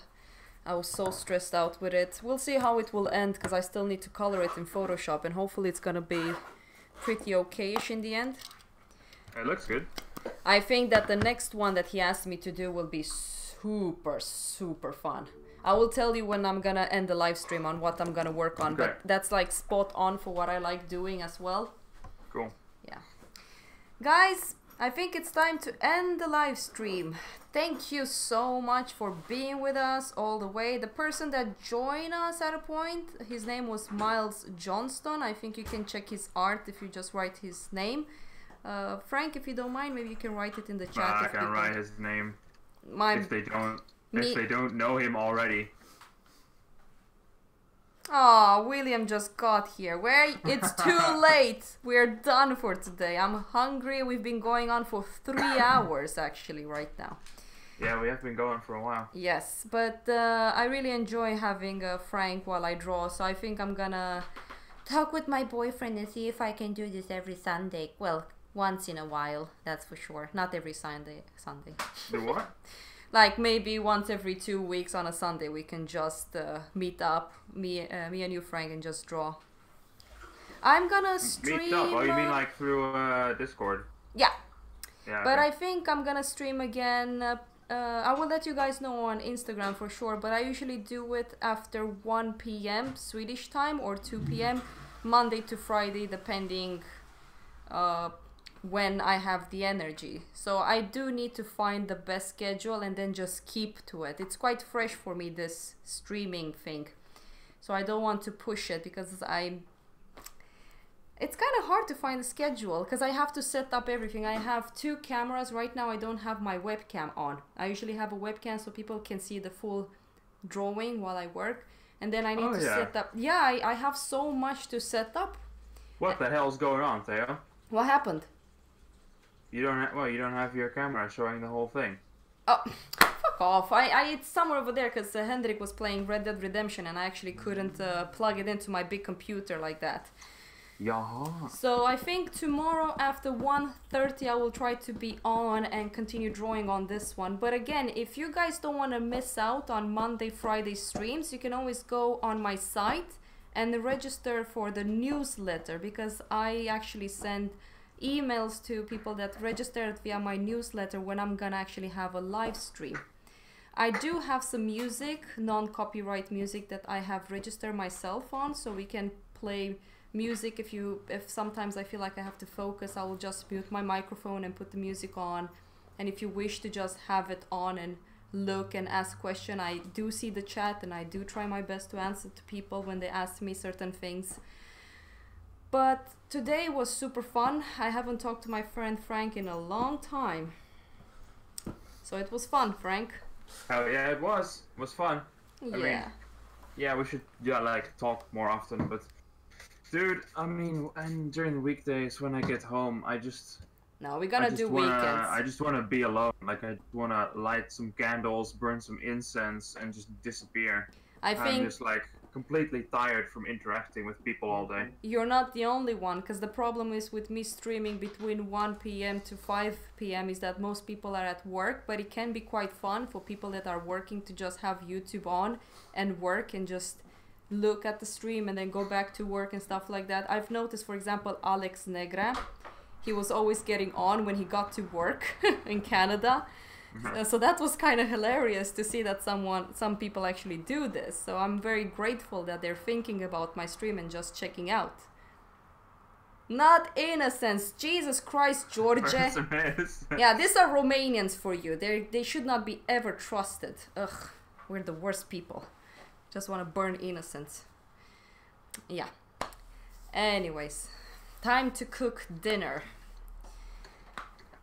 Frank, whenever you have time, just let me know. Next week I will actually be playing role-playing games. I have time in the weekend. I know, but I actually started playing role-playing games as well. So next week on Sunday I'm gonna be playing my space elf in Starfinder, which is hilarious. I never played role-playing. No idea, but it's fun.